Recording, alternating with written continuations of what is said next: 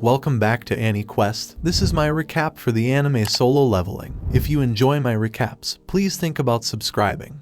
We see on an island, where a group of hunters face off against several giant monster ants. Their leader gets right up close to one of the ants and says they have to hold them back no matter what, no retreat allowed. But damn, these hunters get overwhelmed real quick. The leader is losing consciousness, and one of the ants is chowing down on his insides. It looks like he's gonna die. But out of nowhere, this dude with crazy strong healing magic saves him just in the nick of time. The leader freaks out because this guy is about to get attacked too, but boom, he gets saved too. And the guy who saved the leader calls on his teammate to finish off the ants. This next guy is a total beast, beating the crap out of those monsters easily. The first group realizes that they were just side characters all along, and these dudes who came to save them are S-rank hunters, the best of the best. They wipe out the red ants easily, but then this even bigger albino ant shows up. The attackers decide to engage the ant, while they leave the wounded leader to the healer. They go all out, using their teamwork to rip off its face and arms. The super powerful warrior uses one of those ripped off arms to obliterate the giant ant.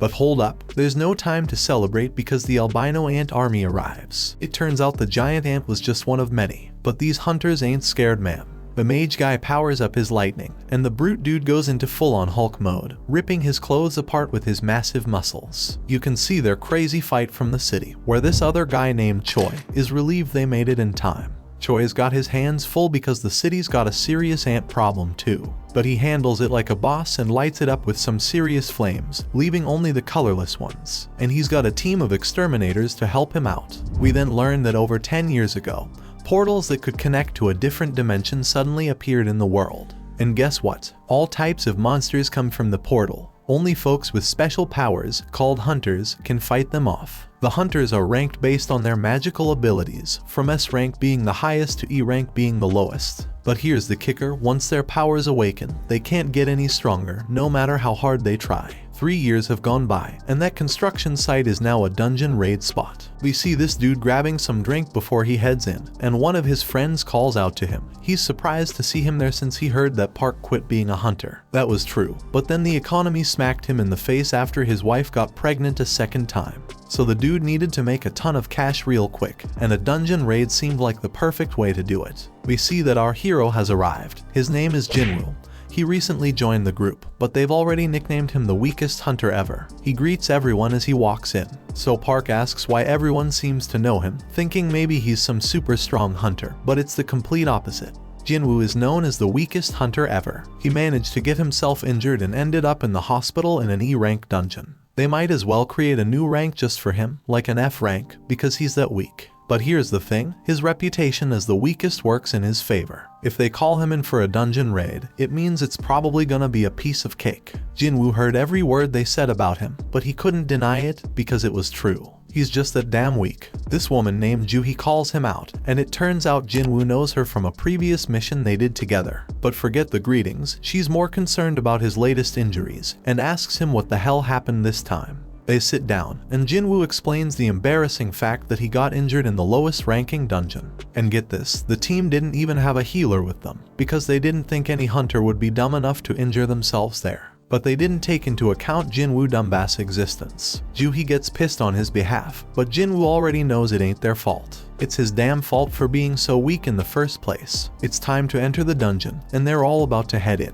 So this dude named Song Cheol suggests he be the party leader for this expedition. No one objects, so he leads the way, and before Jinwoo goes in, he gets a friendly reminder to stick close to the group, so he doesn't get hurt again. Jinwoo's only weapon is a crappy little knife with barely any magic power because that's all he can afford with his measly earnings, but he swears he'll give it his all anyway. In another place, there's this president of the Hunters Association named Juhi. He just finished a meeting with the government. They warned him about something called dungeon break that they needed to avoid. However, these same people demanded that they get the goods obtained from the dungeon. The members of the association make their living by selling the stuff they find in the dungeon, so Juhi doesn't have a problem with that request. The crystals they get from defeating magical creatures are called magic gems, and they sell them for money. Now let's go back to Jinwoo. Somehow, he managed to get his hands on a magic gem. Of course, he's thrilled about finally getting one, but he quickly has to defend himself against a goblin. When Jinwoo attacks the goblin, Jinwoo's blade shatters to pieces. The goblin stabs our hero, and instead of fighting back, Jinwoo just stands there screaming. Luckily, the big guy from earlier rushes past the useless girl and saves Jinwoo. While she heals him, Jinwoo can only watch as the rest of the team does all the work. We then find out that magic gems obtained from high-ranking magical creatures can be used to make more powerful weapons to defeat even stronger creatures. Mana crystals from the dungeon can also be used as weapons, but they're not nearly as effective as the magic gems. The government wants to use these items as a new kind of energy source. It's safer, more efficient, and causes less pollution compared to other types of power. It's like the perfect green energy, and the government is desperately researching how to generate electricity from these gems and crystals. Since these items can only come from the dungeon, hunters become incredibly valuable. Meanwhile, back in the dungeon, the team celebrates their victory after defeating the dungeon boss. Jinwoo must be the weakest person ever because he took a beating and Jinwoo is still healing him.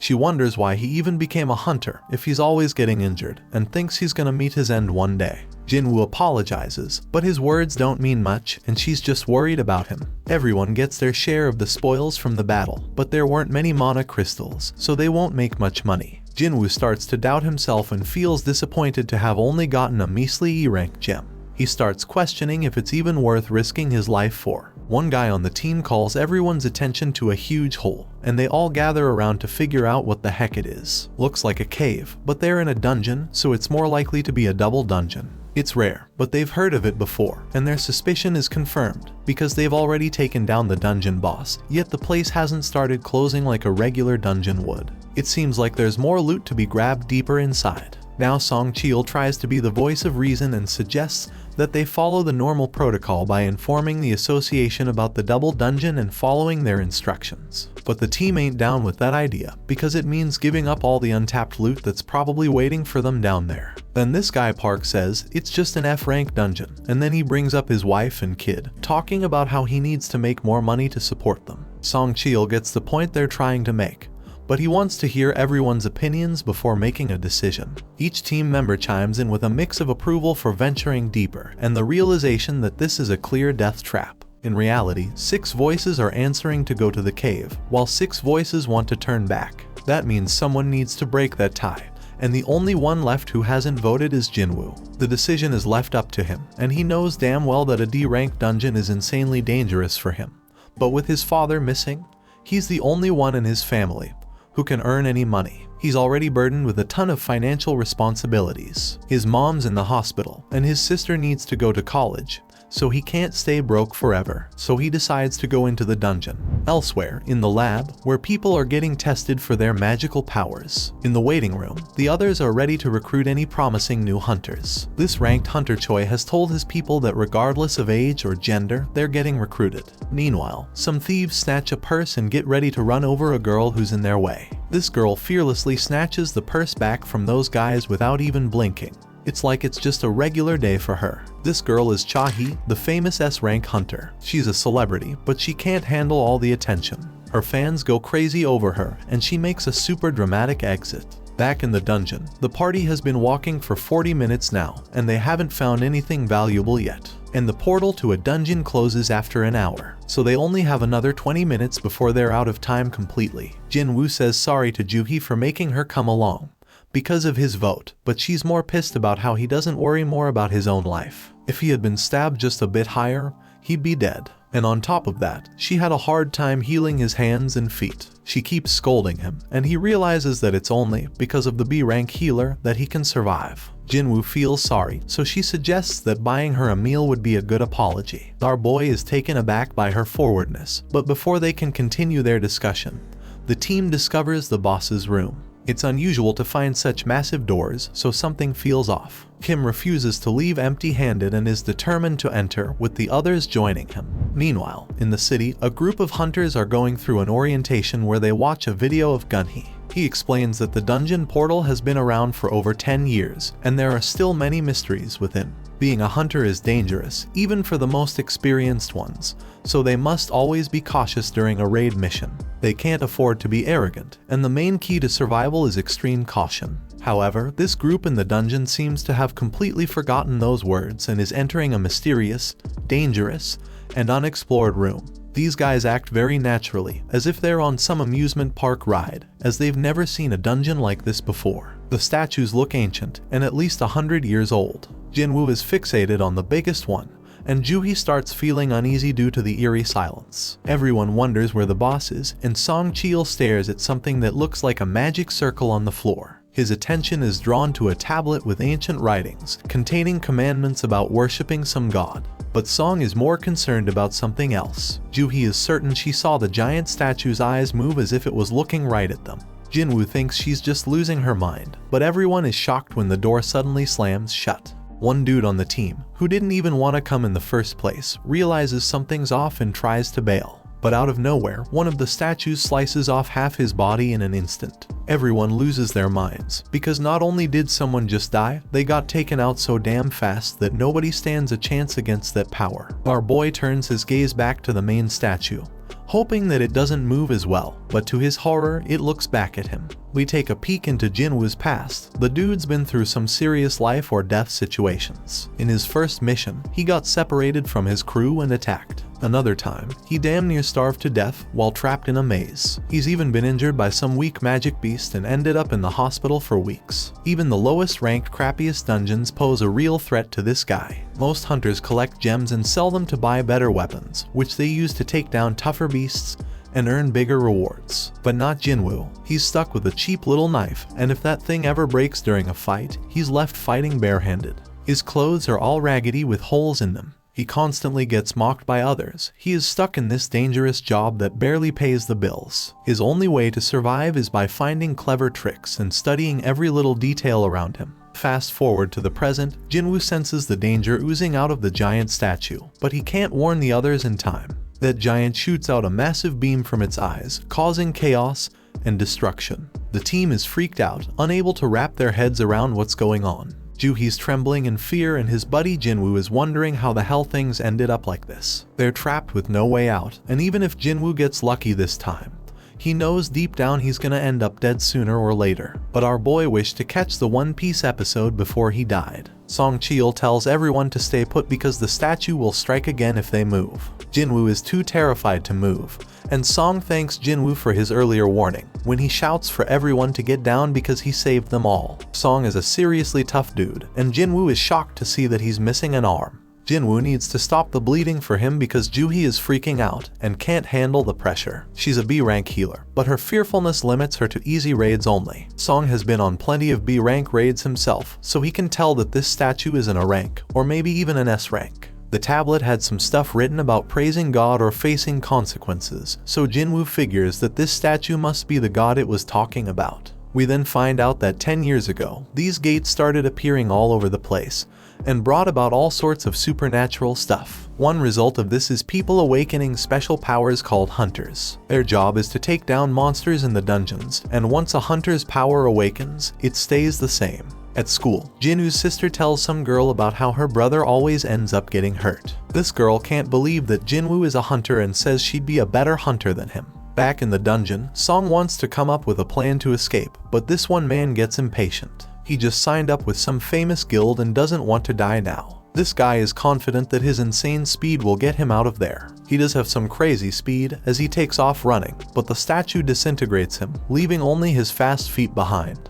That makes it clear that this statue could wipe them all out in a heartbeat if it wanted to, and it could do it easily. So why doesn't it? Jinwoo realizes it must have something to do with the first command, which is to worship God. Jinwoo gets up, having come up with an idea, and gets a determined look on his face. Song is worried, but amazed to see that Jinwoo hasn't given up on surviving this mess, judging by the fire in his eyes. Jinwoo locks eyes with the statue and manages to prevent it from attacking at the very last moment. Our boy figures something out and tells everyone to bow down. Jinwoo thinks that if they show some respect to God by keeping their heads low, these freaky statues won't attack. Now everyone else is too damn clueless to come up with a better plan, so they all start bowing down to the statue, scared as hell, hoping this will save their sorry asses. But things get terrifying when the statue makes a terrifying face, moving mutton chop despite all the advice, and gets all pumped up because the statue ain't attacking anymore. And guess what? Everyone follows his dumb lead.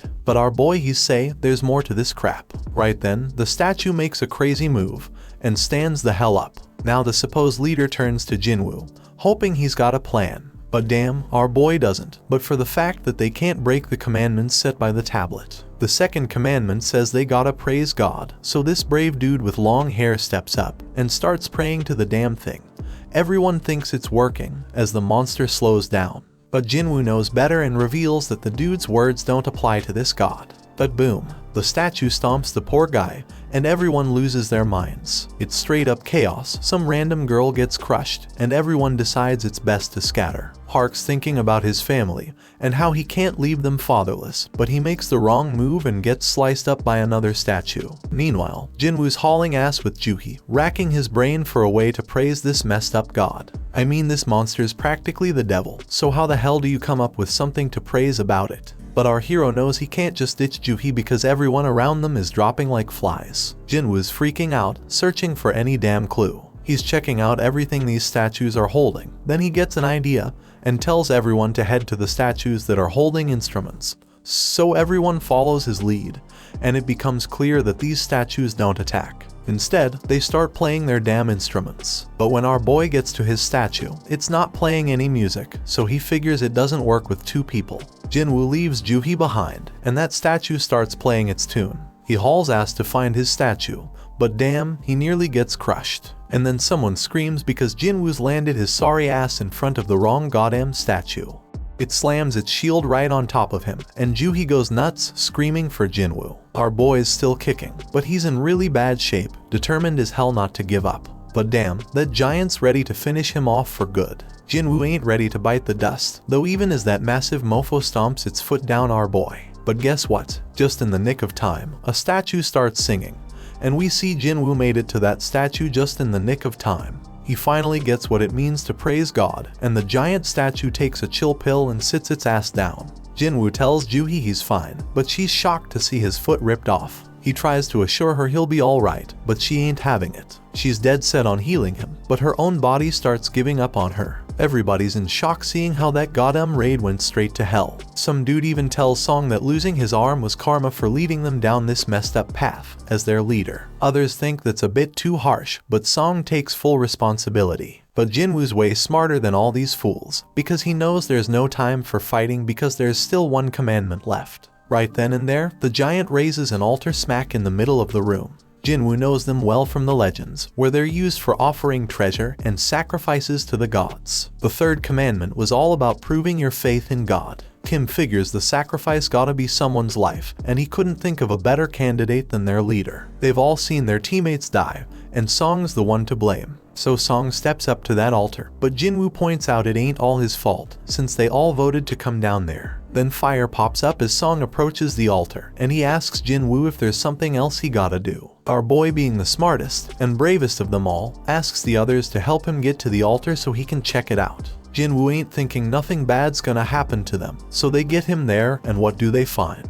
And they find that more flames appear. Song keeps pressing Jinwoo for answers, but he ain't come up with any yet. Song explains the gate's been open for a whole damn week, so the statues are about to start moving again before anyone comes to rescue them. Jinwoo remembers how it takes a full 7 days for a gate to open wide open, and that's called the dungeon break. When that happens, their beasts can cross over to our side. The main goal of these raids is to defeat the dungeon boss and shut the gate down before that time's up. So if they can't beat this boss right now, that damn giant's gonna come barging into our world, and that shit's straight up terrifying. Back in their world, Jinna goes to see Jinwoo's mom, and they start chatting. But damn, their mom is in really bad shape. In the dungeon, Jinwoo tells the scaredy cats of the group to come over to the altar. He predicts that they need a flame for each person. Once they do it, more flames pop up, and the damn door opens wide. They're all freaking out, thinking it might be a trap. And to their surprise, the other statues start moving towards them. Everyone is panicking, but Jinwoo keeps his cool and starts analyzing the situation. This freaking genius is something else. He tells everyone to keep their eyes on the statues because they won't move if we're watching them. Everyone follows his orders, and shockingly it works. Everyone's doing their best to keep their eyes on those terrifying statues, but then this one chick gives into fear and tries to haul ass toward the door. As soon as she crosses the circle, her flame goes out, but she manages to make it out the damn door. Song Cheol can't figure out what the hell is happening. The door closed a bit, but the girl made it out alright. He thought we were supposed to stay in the circle, so naturally, he turned to Jinwoo for answers. Jinwoo's just as confused, but he starts analyzing everything again. Those blue flames have been burning out over time. One of the fire ones went out when that girl escaped. The first order was to revere, the second was to praise, and the third was to prove our faith. Jinwoo is damn sure that the door must be a trap.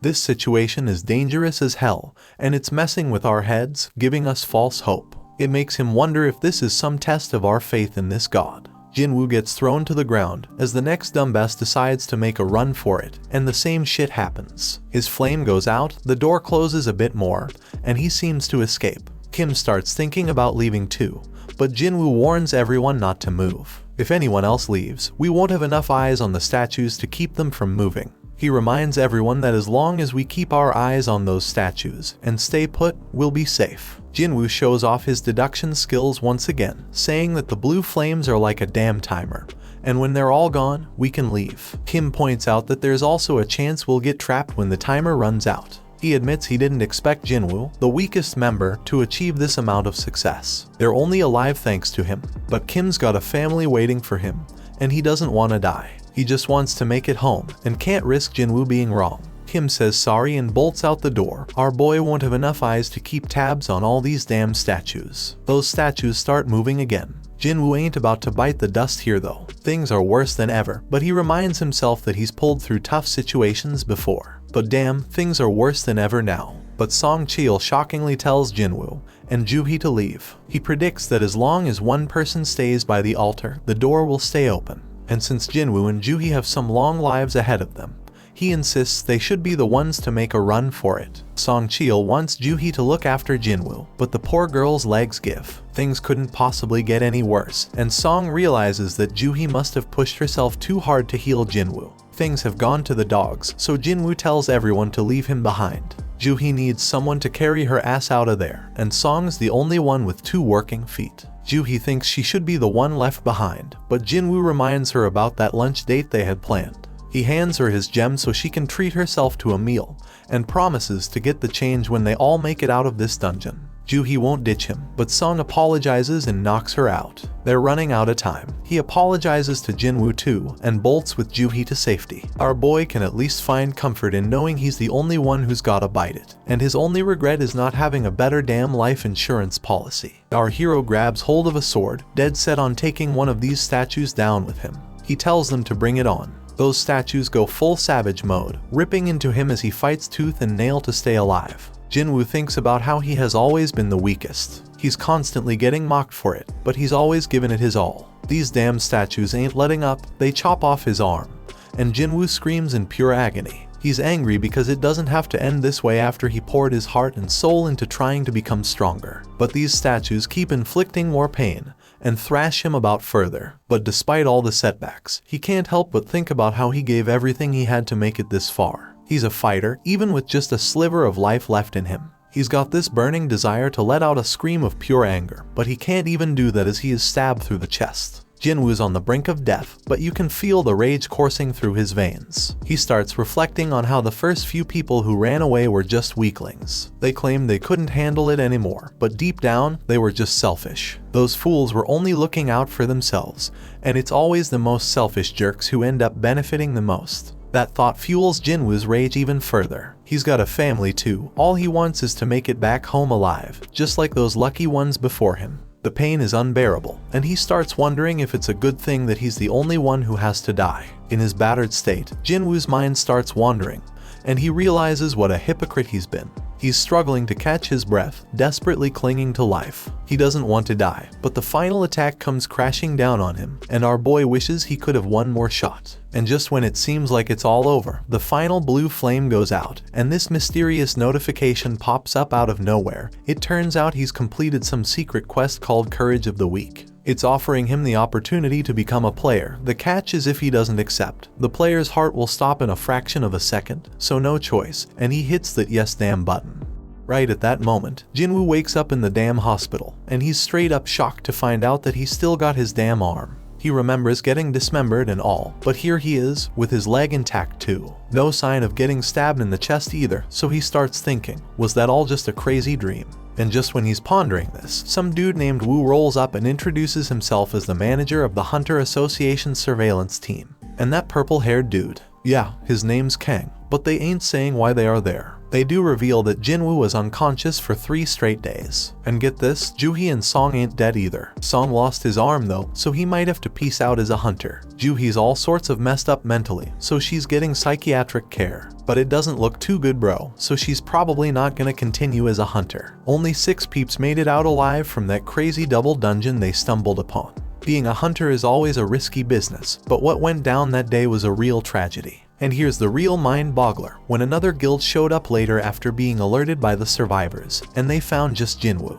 No signs of the temple or their statues. The survivors all told the same wild-ass story, which is hella hard to believe. Everyone's stories match up perfectly, so nobody's suspecting them. It's a crazy situation. And now, Wu's got this theory. He looks at Jinwoo and asks if he has a second awakening. Wu explains that a hunter's power is determined when they awaken it, and it doesn't change after that. But on some crazy rare occasions, a hunter can go through a second awakening. This mind-blowing event can push them past their previous limits, even to the O or S rank. Jinwoo gets all pumped up, thinking about this, and Wu brings out this meter thing to test Jinwoo's power. Wu figures that if they really went up against an instant-level magic beast as the survivors said, a low-level hunter wouldn't stand a chance. And since there ain't a single monster trace left behind, the most likely explanation is Jinwoo's second awakening.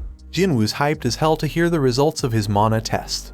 But damn, the results ain't looking good. Wu admits they messed up, and they leave. Turns out Jinwoo only scores a lousy 10 on the test. Even E rankers usually get at least 70. A score of 10 puts Jinwoo in civilian territory. And to top it off, the dungeon just vanished, so they can't even investigate how Jinwoo pulled off survival. Jinwoo's bummed out by the whole damn thing, but he can't help but wonder why those guys didn't ask about the freaking thing floating in the air. He's freaking out, wondering if he's the only one who can see this, and then he realizes it's like a touch screen or something. Jinwoo remembers getting a message about becoming a player, but his sister interrupts his thoughts. She's all worried about him, so he apologizes and asks if she can see the panel. She can't see it, so he asks if she knows how opening messages in games usually work. Jenna thinks he's gone nuts, but our boy reminds her she used to be a gamer. She gives him the obvious answer, saying he just needs to check his inbox. Right then, a notification pops up saying Jinwoo has a daily quest, which is all about strength training. After Jinna leaves, our hero opens up a ton of these panels. They explain that the system is there to help the player get better, and if he doesn't follow it, there's gonna be consequences. They've also sent him some rewards, but Jinwoo has no clue what any of it means. Jinwoo accepts his daily quest, which sets out a bunch of goals like push-ups, sit-ups, squats, and running. But if he fails to complete the quest, he's gonna get penalized. Jinwoo starts wondering if this whole thing's a joke since he's stuck in the hospital and ain't got no energy for any of that crap. Outside, Wu tells the chairman that Jinwoo didn't have a second awakening.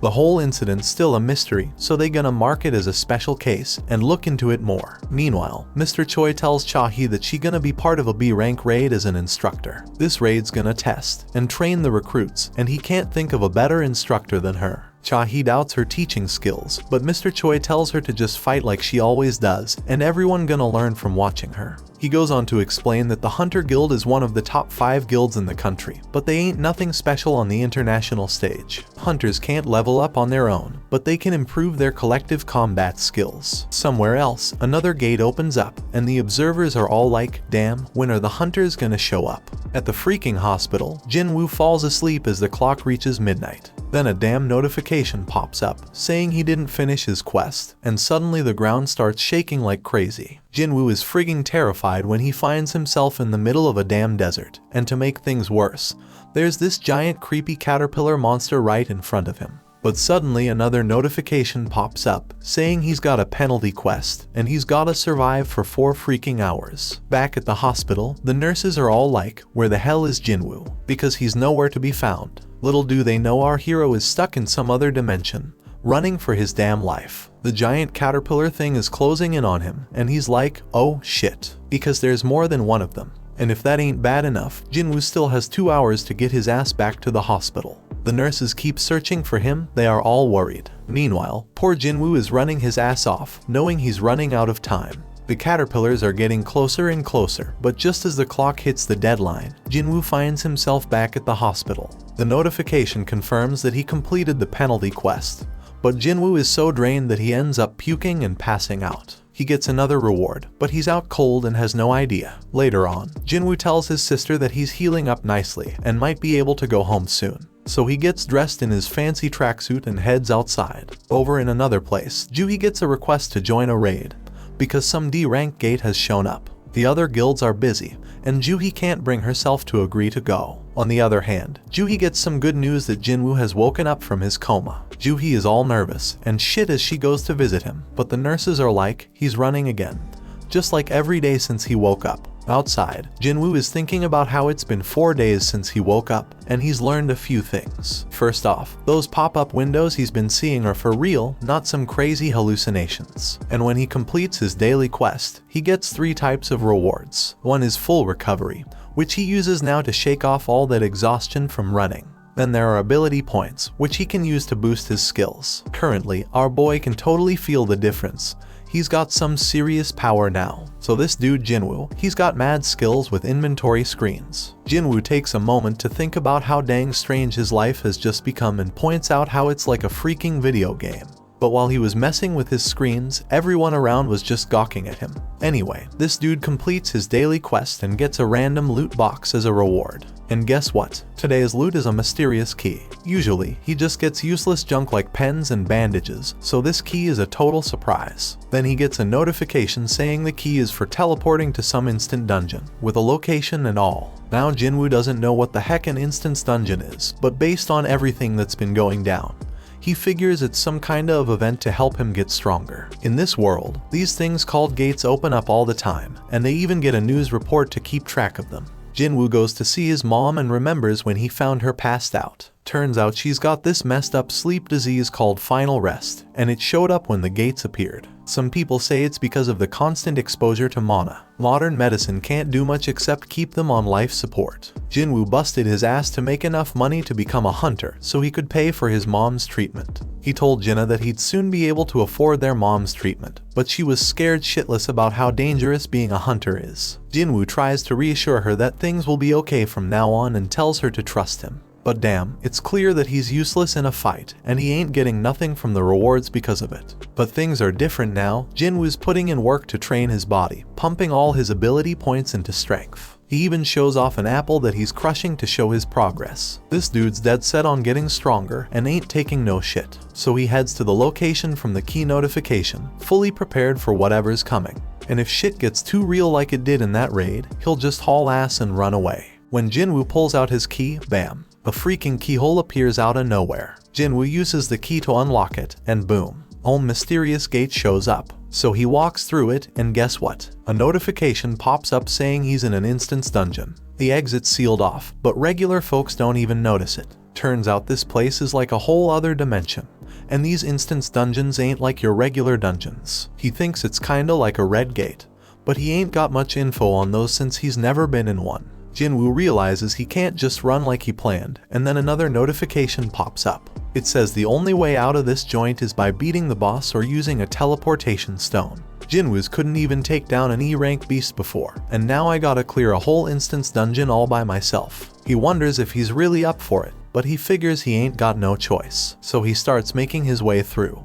But damn, Jinwoo's confidence starts to fade real quickly. And it ain't without reason, because a bunch of goblins show up right in front of him. Jinwoo gets a flashback of when he got stabbed, and these goblins come at him. These little suckers are relentless, they're swinging and charging like crazy, but Jinwoo's doing a good job dodging and blocking them. But damn, he gets overwhelmed eventually. But you know what? Jinwoo gets pissed off and straight up stabs one of those goblins. He's feeling more confident after that, so he takes out the other two like it's nothing. Jinwoo can tell he's getting stronger, but out of nowhere, this beast shows up. It shatters his freaking dagger like it's made of glass. Jinwoo can sense this monster is way stronger than the goblins. As this creature stares him down, his legs freeze up. He's thinking, what the hell, am I scared? Because he didn't think he was traumatized from the raid. But his legs keep trembling, and this monster starts its attack. Jinwoo barely dodges it, but it manages to scratch him. He ain't got no healer with him, so if he gets injured again, game over for him.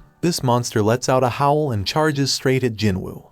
Jinwoo is dodging like a ninja. He can't believe how damn light he feels. The monster tries to come at him again, but Jinwoo ain't taking that crap no more. He's done being a pushover and decides to throw a powerful punch. Damn, he can't believe how much stronger he feels after beefing up his strength. Sure, the monsters still got the upper hand, but Jinwoo ain't giving up without a fight for his damn life. His attacks ain't doing much though, so he's gotta focus on evading the monster's strikes. Now Jinwoo's at a loss for what to do next. He realizes he can't handle this alone, so he bolts because he ain't got no party or healer. All he's got in his bag is water and food, and he wishes he had a weapon with some magical mojo. But then, Jinwoo gets a freaking brilliant idea. He checks his inventory and pulls out a sword at the freaking last moment. And boom, he slices that monster in half with a sword. Jinwoo has no freaking clue how the sword ended up in there, but he remembers Kim saying he dropped 3 million on it. That's a weapon Jinwoo could never afford. But who the hell cares? It's an emergency, so he decides to make the most out of it.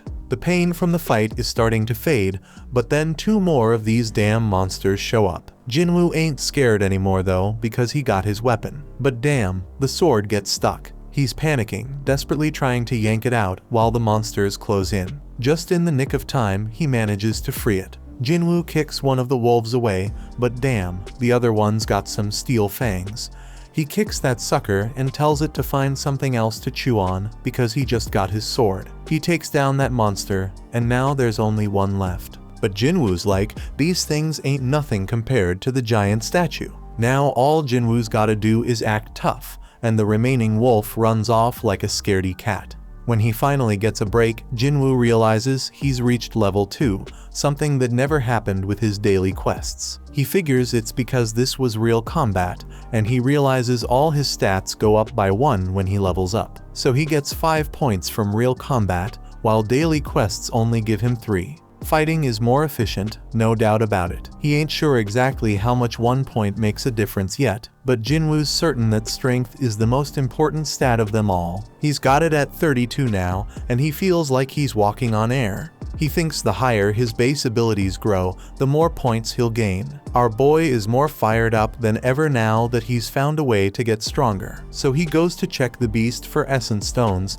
but damn, he gets items instead. Like in games, Jinwoo figures this dungeon, and the magic beasts inside are different from the ones in Gates. And guess what? He's shocked to find out his system has a freaking shop, but his level is too low to buy anything. At least he can sell stuff though. The dude manages to get 20 gold from a tooth. Jinwoo ain't sure how much that's worth, but he remembers he's in an E-rank dungeon, so it probably ain't much. Now Jinwoo's thinking about what he's gotta do next. He can't bounce until he beats the boss, and he ain't got a clue where to find a teleportation stone. To make things worse, if he stays too long, he'll run out of food. He knows damn well he can't take down a boss right now, even if it's just E-rank. So he's wondering if he should level up first. Right then, Jinwoo's mind gets blown when a whole pack of wolves shows up.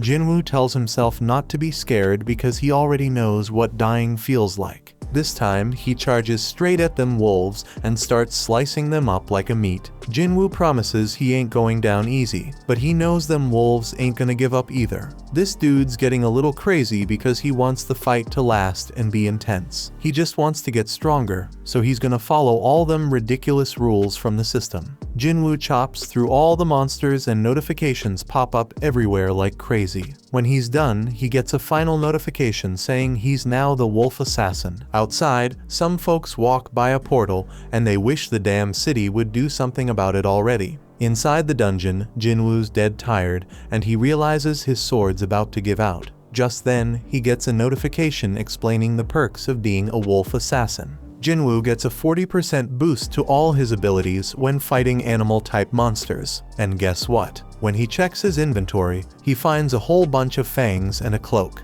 But here's the real kicker. He also finds a teleportation stone. Jinwoo thinks about using it to bail, but he hesitates because he might never get this easy of a chance to get stronger again. He's got no clue what's gonna happen to this dungeon when he leaves. It might just vanish into thin air. It could be like some limited time event in a game and vanishing without a trace. Faced with this tough decision, Jinwoo decides to keep moving forward. Meanwhile, Juhee gets a call from the Hunter Association saying there's been a dungeon break at a gate nearby.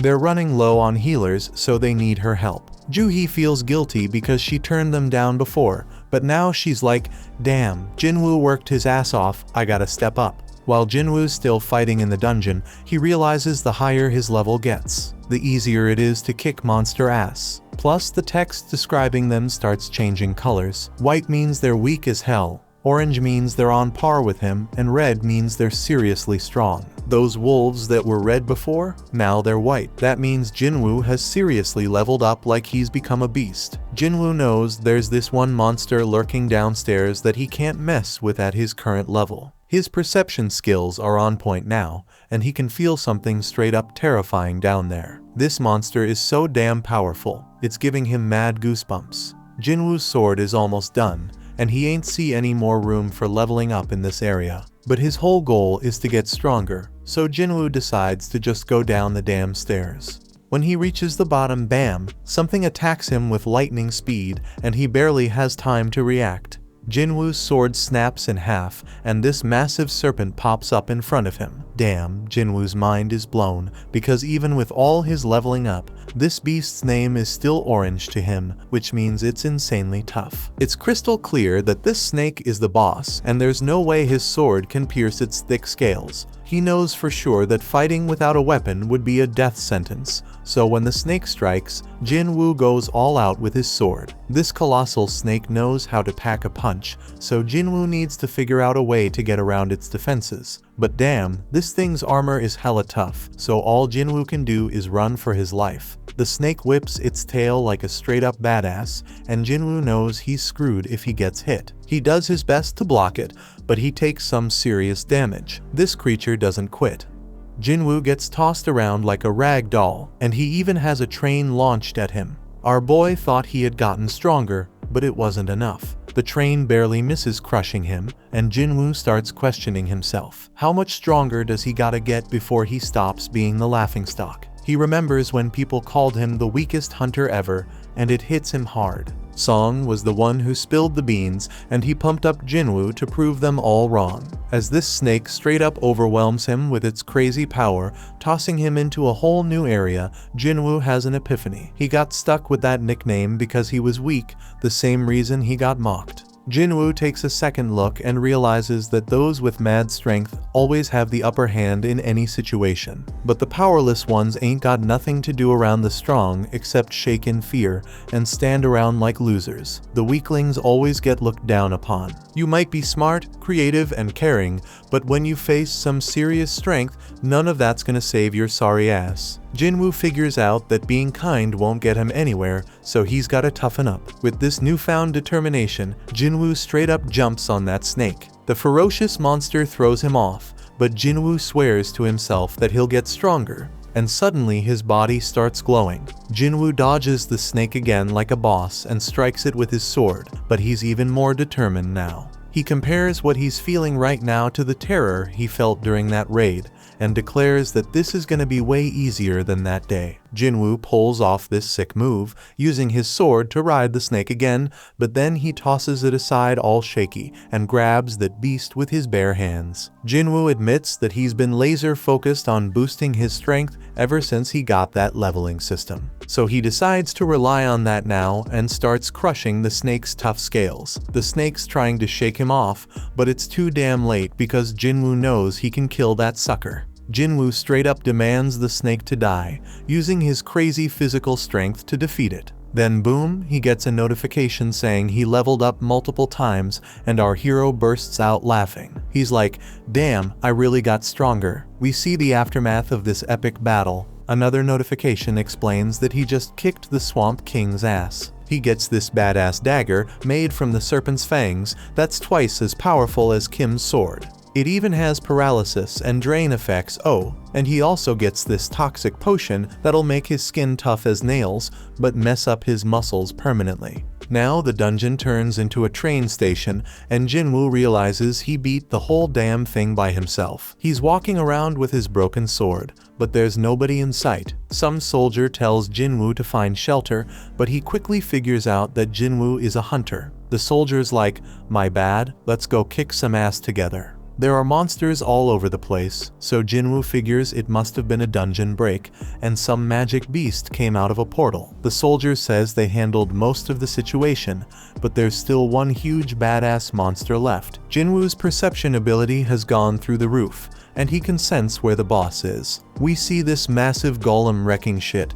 and the people are scared as hell it's gonna get worse. The hunters are struggling to fight it, and the leader tells the healers to focus on keeping their tank alive. The healers are all like, "We're doing our damn job," and the tank wonders what the damage dealers are even doing. The damage dealers are giving it their all, but the golem's defense is insane. And to make matters worse, they don't have enough hunters who can use magic. Jinwoo expertly analyzes the situation and realizes that this group of hunters was put together in a hurry. No wonder they ain't working together. He uses his perception again and sees their ranks. 2 are ranks and 2 D ranks. One of those D ranks is a tank, which explains why they can't take down the golem. This battle's been going on for a hot minute, and then he checks out the healers and is shocked to see that Juhee is one of them. Juhee gets told by one of the hunters to pitch in and help. She reminds her that she's supposed to be a B rank healer, but then she snaps out of her fear and casts a spell, and the hunter's like, "Stay focused, girl." But poor Juhee can't shake off those creepy memories of the giant statue, so she loses her concentration again. Jinwoo notices she's still freaked out, but he doesn't blame her, because he's feeling the same way. Then it hits him that things have actually changed. This golem is a weak-ass D-rank boss, way weaker than the one he just fought. The hunters start freaking out because they're losing the battle real quick, and they realize they ain't got a chance without a higher-ranked hunter. That's when Jinwoo gears up for an attack and figures out that they can take down the golem if they can just break through its defenses. Jinwoo plans to lend them a hand by using an attack strong enough to pierce through the stone. Jinwoo hurls his busted sword with so much force that it straight up shatters the golem's shield, and the hunters start wailing at it. They barely lay a finger on it and manage to bring it down. They can't believe they actually did it, but the tank guy ain't convinced. He's all like, "None of our attacks were doing squat before. What the hell broke that thing's defense?" He's dead certain it wasn't any of them because they couldn't even scratch the damn thing. Then he spots the sword lying nearby and puts 2 and 2 together. He realized that this sword was the reason, but couldn't believe it. I mean, this was a boss level golem that even 10 hunters couldn't touch, and now it's taken down by some old beat up sword. He asks if anyone saw who threw the sword. The soldier explains that it was the fisherman they brought with him. But here's the kicker: the hunter's gone missing, and the tank stares in utter disbelief. This person had some next level power, and he couldn't help but wonder how high ranked this mysterious hunter was. Jinwoo dipped out of the area to keep his power on the down low, and he's like, "I didn't think one attack would do that much damage." Our hero might not even realize the extent of his power, because he figures the monster must have been seriously messed up before he struck. The battle's done, and Juhee's wondering if it was Jinwoo who came through in the clutch. Some time passes, and we see the nurses at the hospital gossiping about Jinwoo's rank. They're all talking about how he looks pretty average, but damn, that dude is seriously ripped. In Jinwoo's room, our boy is grinding hard, hustling through his daily workout routine. These thirsty nurses won't shut up about him. They can't even believe how fast he's transformed. One poor nurse straight up falls for Jinwoo when she catches him post-workout, and she can't stop staring at his ripped body. Today's the day Jinwoo bounces out of the hospital, so this desperate nurse asks for his digit. But Jinwoo ain't all there yet, still stuck on the fact that he thinks she just wants to send him test results after he's released. On the news, we catch up with Beak, that S-rank hunter who took down the giant ants. He's one of only 7 S-rank hunters in the country and gives us a glimpse into the life of a top hunter. He breaks it down, saying he's gotta train like a beast every day when he ain't raiding dungeons. Even the smallest mistake could lead to his buddies getting hurt, so he gotta stay sharp, no doubt. Gina notices that Jinwoo is now seriously ripped and has even grown taller. Jinwoo reminds his scatterbrained sister to grab an umbrella for school and sees her off. When he's alone, Jinwoo figures he can hit his run later and wonders if these fresh gains are because of his boosted stats. He figures if he keeps this pace up, he could become a massive bodybuilder. Jinwoo starts thinking about where to allocate the new stats he just got. Dude's sitting at level 18 now. He's now level 18. He knows that strength increases his damage, but he also knows it's pointless if he can't land a hit. Besides vitality, perception, and agility, he also got this intellect stat. He figures it's gotta be something to do with magic, but he ain't sure if he needs that. Jinwoo makes up his mind and dumps all his points into strength and perception. Right then, Jinwoo gets a call from his landlord, who's reminding him that he hasn't paid last month's rent. Lucky for our hero, he's gotten way stronger, and taking down goblins is a piece of cake now. That means making cash is easier, but there's one issue.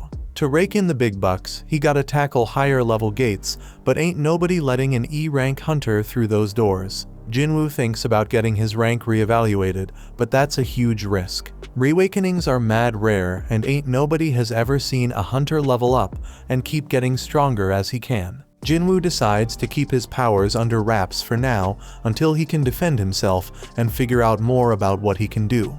Then out of the blue, Jinwoo is shocked by a job listing and bolts off. The dude's hustling with his daily training to score some reward, and he links up with this hunter named Hung. Hung apologizes to Jinwoo because his crew thinks he's the weakest hunter ever, but Jinwoo plays it cool and lies, saying they ain't wrong. Hung explains they're heading into a C-rank dungeon, but they need at least 8 people to enter. They need Jinwoo to meet that quota, even if he's just an E-rank, but Jinwoo ain't gonna do any fighting. Hung's like, you won't get no rewards either, but we'll hook you up with 2 million yuan. Our hero peeps the situation and sees they have 4 C-rankers and 2 D-rankers. Jinwoo agrees to join, and Hung explains that his gig will be to carry supplies. They must not have a healer because they gotta haul med stuff. Hung adds that it's tough for independent parties to snag healers. Jinwoo's a bit worried because this party's full of tanks and damage dealers, but he's like, screw it, I'll sign the contract anyways. A 20-year-old D-rank hunter named Leo was introduced, and Jinwoo figures he must come from a loaded family given his fancy gear. Leo wonders if Jinwoo can handle lugging around all the heavy supplies, but Jinwoo assures him he'll be fine. Leo has no clue that Jinwoo's a beast, and he's tripping if Jinwoo can handle carrying all that heavy crap.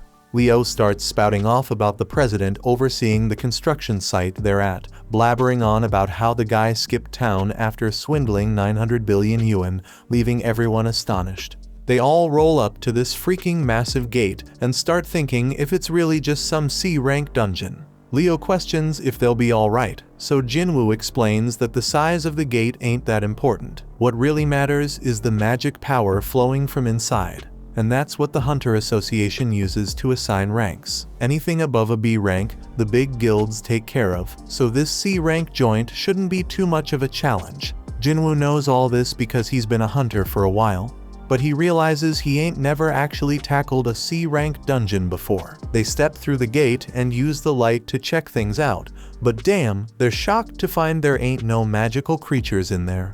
Most dungeons are lit up with glowstones, but this one's pitch black. The darkness reminds Jinwoo of the entrance to that temple, so he starts telling Leo about all sorts of stones. There are these essence stones that hunters nab from magic beasts, mana stones that can be mined from dungeons, and glow stones that light up the damn caves. Jinwoo shuts down that chatty kid real quick and spills the beans about some crazy magic beasts lurking in this dungeon. They're keeping a low profile for now, but our boy's got a hunch. He figures these beasts are like bugs and tells everyone. Everyone freaks out when they realize they're stuck in an ant's nest and can hear those monsters getting closer. Jinwoo says the beasts are above them, so the crew starts going all out, attacking like mad. Hung steps up and uses his taunt skill to draw most of the aggro, and Jinwoo is amazed by their badass leader, who's a C rank. Leo wants to join the fight, but their mage holds him back, saying he's got a trick up his sleeve. After a suspenseful countdown, the mage unleashes a wicked blast. Jinwoo analyzes the situation again, and he can see these hunters have some solid teamwork going on. As for Leo, his gear compensates for his lack of skills. They're all holding their own, but Jinwoo's got this nagging feeling that something's off. He quietly destroys one of the ants, and the fight ends shortly after. Hung declares their victory, and everyone grabs their share of the loot, except Jinwoo. Hung gives props to Jinwoo for saving them a ton of trouble by spotting those ants. Jinwoo's like, no, just followed my instincts. But then Hung noticed that some of the ants were messed up, and it wasn't from swords or magic. He thinks maybe some other magic beast got to them, but that would mean there's something even stronger lurking around here. Several ants were torn to shreds, so Hung wondered what could be big enough to take them down. Leo spills the beans about how his pops hooked him up with a bunch of sick gear for his first raid, and Jinwoo's stoked to hear that. He ain't sure why yet, but he tells Leo they gotta be extra careful. Over in another spot, a dude working out gets startled by a loud noise of destruction. But don't trip, someone tells him to chill because it's just their guild master training, and turns out it's Beak. This dude is a beast, and the kid's jaw drops when he sees Beak smash through a massive stone with just one hit. Beak doesn't even flinch and says it wasn't even a good warm-up. Back in the dungeon, Leo's still worried about Jinwoo carrying everything. But Jinwoo's like, no man, getting paid to not fight? That's a sweet deal. But deep down, our boy's thinking might be too good to be true. He does some more thinking and realizes this crew is battle-tested, but ain't got no healer. Plus, they needed more members to meet the party quota. The group gets worried because they've covered a ton of ground in the dungeon, but haven't come across a single healthy critter. The dungeon boss gotta be alive though, because the gate would have closed if it wasn't. They stumble upon a bunch of webs and figure out that the boss's lair must be through that tunnel. They go through the tunnel and damn, they find a crazy load of mana crystals. Now these crystals ain't as valuable as essence stones, but we're talking at least 1 billion worth of crystals. One of the hunters even says that Hung's brother would be hella jealous of this find, but they shut him down real quick. Hung's got some hidden motive, they think, because his brother can't always be right. Hung ain't about to play second fiddle to his bro, so he's gonna use this massive haul as his own personal strike team training ground. Now Leo is the legal whiz, so he takes a look at Jinwoo's contract and spots something fishy. He tells Hung that the contract only says Jinwoo ain't getting a cut of the battle drops, but mana crystals ain't battle drops. That means they gotta split their findings 8 ways instead of 7. Hung all smiles and agrees, but he reminds them that the dungeon boss is nearby. They gotta defeat that boss to close the gate, so they gotta haul those mana crystals out before they take on the spider boss. Lucky for them though, the spider's snoozing. But Hung flips out on one of the hunters because they forgot to bring the transport gear. Hung tells Leo and Jinwoo to chillax while they go fetch the gear, and he assures them that the spider won't wake up unless something pisses it off. Hung points out that they're both newbies to C-rank dungeons and tells them to just trust his decision. He's got some business to discuss with his team, so they're gonna take a break too. As they leave, Jinwoo starts analyzing the situation again. He finds it weird that they ain't got any experienced folks to call in and help them meet their quota. From a good distance, we peep at how wicked Hung is. He straight up orders one of his crew to seal off the boss's chamber. The dude follows through, and Leo realizes they got backstabbed. This is exactly what Jinwoo was worried about. He remembers how Song warned him that there are some real crooks in their line of work. Raiding dungeons is no joke. Accidents happen all the time. And in that chaos, crimes can go unnoticed. Ain't no security cameras in these dungeons, so as long as there ain't no survivors, there won't be no evidence. Leo is pissed that these dudes are really willing to throw them under the bus for some mana crystals. He's starting to regret even bringing up the damn contract. But Jinwoo ain't falling for it. They were ready to off them at any moment if they stepped out of line. Now their main concern is the boss that just woke up, and Leo tells Jinwoo to fall back. Jinwoo spots an exit, but he quickly realizes that Hung already knows about it. The spider's wide awake now, and Jinwoo realizes this C-rank beast is on a whole another level. But hold up, our boy ain't about to back down. He takes charge, telling Leo to stay out of the way because he's gonna throw down with this thing. Jinwoo summons his weapon and declares he's gonna beat its ass. When Hung's crew bails out of that dungeon, the mage is all like, why didn't they just take out those 2 newbies themselves? But Hung explains they couldn't risk waking up the spider, because they needed snoozing to grab those sweet mana crystals. He ain't worried though, because some dude with 0 experience and the weakest hunter ever ain't got no chance against that spider. The plan is to wait for the spider to chow down on them and pass out again. They can't go in guns blazing because it would wake the spider up, but Hung knows about this little path above the cave. Worst case scenario, the spider doesn't pass out after munching on the newbies.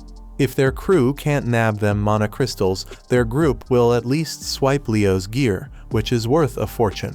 Hung and the mage both agree they can't take on the spider themselves, and Hung makes it clear the spider shouldn't be slept on. That boss is straight up deadly, and it's just a matter of time before those newbies get smoked. Inside the dungeon, Leo tries to talk Jinwoo out of fighting the boss, because only a B-rank hunter could take down a C-rank dungeon boss solo. Even an elite level C-rank wouldn't stand a chance, so Leo thinks they should bounce and find a way out. Jinwoo recognizes that Leo's right. Even though he's had a second awakening and leveled up, he still sees himself as weak. The Golem and Venom bosses were both D ranks, so this spider is on a whole another level. Jinwoo can't explain it, but he ain't feeling any pressure right now. He realizes he must have gotten strong enough to not fear C-rank bosses anymore. He's at level 18 and straight up claims he's got a shot at taking it down. Once he starts attacking that spider, he's like, well, the real hunt begins now. Over in another spot, this big shot named Goto, the president of the Hunters Association, is exhausted from being stuck in a bunch of boring meetings. His driver offers to spar with him to cheer him up, and Goto can't say no when a young buck looks up to him. Back in that dungeon, Jinwoo realizes the spider's skin is hella tough. Its attacks pack a crazy punch, and if Jinwoo gets tagged even once, he's a goner for sure. Leo closely watches Jinwoo's movements and instantly figures out that this ain't how no E-rank hunter moves. He's wondering who the hell Jinwoo really is, and starts questioning if he's some fake-ass ranker. Only a handful of hunters can control their magic power enough to purposely get a lower rank. Them folks are called false rankers, and usually they're psychos who get a kick out of killing. Leo's starting to regret going into that dungeon, and Jinwoo realizes he can't even put a dent in that spider's tough hide. Jinwoo's fatigue is skyrocketing, and the dude needs to wrap this fight up real quick. His dagger's got some sick paralysis and drain powers, so he figures that's gonna be his ticket to victory. Jinwoo's gotta target the spider's weak spot with those moves, but damn, he's hella surprised when the spider busts out an acid attack. Jinwoo's gotta close the gap, so he decides to use a cool new skill called Dash. He uses it to smack that spider right in the face, but his dagger's debuffs don't stick. Jinwoo ain't one to throw in the towel though. He decides to keep wailing on that spider as much as he can. Dude's pushing himself harder and harder, but his fatigue catches up to him, and that spider lands a nasty hit. Jinwoo's about to get squashed, but guess what? He remembers he's got a reward left from his daily quest, so he cashes it in and fully recovers. Leo's freaking out, thinking Jinwoo's a goner, but our hero ain't done yet. He lands another hit, and this time he straight up stabs that spider in the eye, getting those dagger debuffs going. Jinwoo ain't wasting this chance, so he stabs that spider over and over, keeping those debuffs going strong.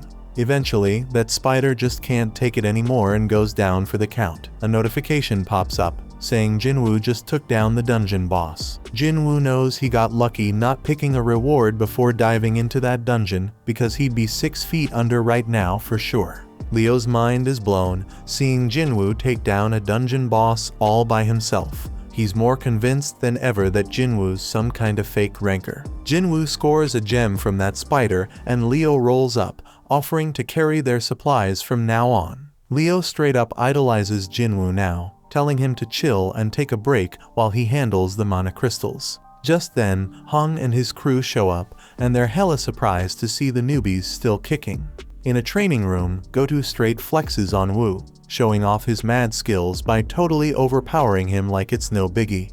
Goto gives props to Wu, saying he feels way better now. Wu's mind is blown that the prez ain't even rusty. Goto explains he ain't as strong as before, but he can tell Wu's been grinding hard. Wu acknowledges that training can't level up a hunter, but it can level up their skills. Goto points out that a hunter's gotta be physically and mentally strong, especially in dungeons where you have the worst kind of people lurking. Back in the dungeon, Hung's crew concludes that the newbies only survived because this spider must have been dumb as a rock. They straight up clown the spider for losing to low-level hunters. Hung spills the beans to Leo that he knows Leo's from a rich family, but Leo's like, who cares? That's when Hung drops the bomb and tells Leo he's only getting one chance. He tells Leo to straight up off Jinwoo. Hung's like, usually we kill the people we recruit for our party so we can keep all the loot ourselves. But hey, if Leo agrees to join us, we won't off him. If Leo says no, we'll just kill them both. Hung thinks Leo might be a threat because he has some crazy gear that gives him superpowers to take down the spider. He'd rather not test that theory, so he wants to talk Leo into taking on weak-ass Jinwoo. Hung's stoked when Leo starts heading toward Jinwoo, but then he's all shocked when Leo ends up taking Jinwoo's side. This evil group decides to straight up end their lives, and Hung's wondering if the newbies ever had to off any peeps before. Right then and there, Jinwoo gets an urgent mission, and it's straight up wild because he gotta take out 6 enemies in front of him. Now the gang decides to go after the weaker one, so the mage attacks Jinwoo. Leo's all worried about his new buddy and freaked when he sees how messed up Jinwoo is. Meanwhile, one of the group members, Chahi, was told to brag about how amazing she was. They struggled with an rank beast, but she took it down in a flash. These girls feel lucky because they are in 2 of the sickest guilds around. After all, there are all sorts of messed up stories about the other squads, like those strike teams with crazy high death rates. Back in the dungeon, Hung's like, it's game over, Jinwoo's done for. Jinwoo starts beating himself up for forgetting, and reminds himself that this world is all about survival of the fittest. It's a world full of shady tricks and backstabbing. He's straight up fuming because he forgot this truth and realizes he got numb to it. Jinwoo's chilled out now, and he's thinking about how he straight up messed up because he was careless and too damn cocky. This level system is pushing him to kill, so he's wondering if it needs him alive for some reason. He figures this system ain't just being nice, it wants him alive. But that's not all, it also wants him to be strong.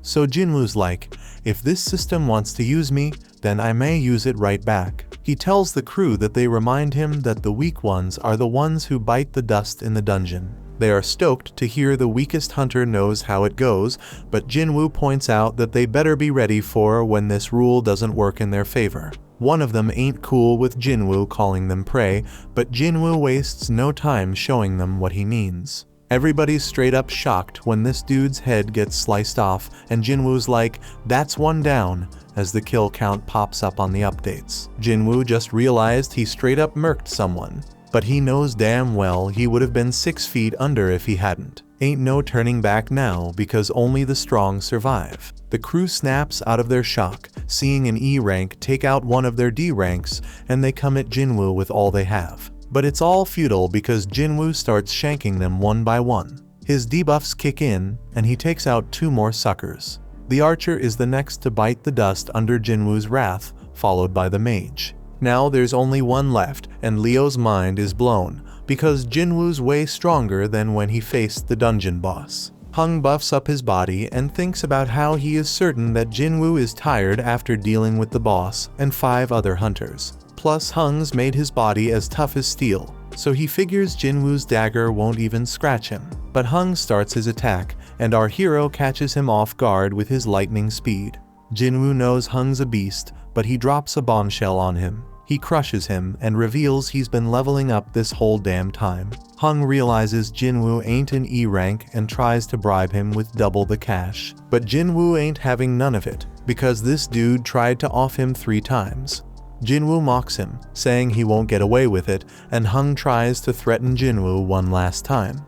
But Jinwoo reminds him that Hung himself said whatever goes down in a dungeon stays in a dungeon. Hung tries to play tough one last time, but Jinwoo straight up ends his sorry ass. Jinwoo's mission is accomplished, but the whole dungeon starts to crumble because they took down the boss. When they make it out, they're the only ones left standing after the spider showdown. The official ain't buying it because they're the lowest level peeps, but she gets distracted by some used gear.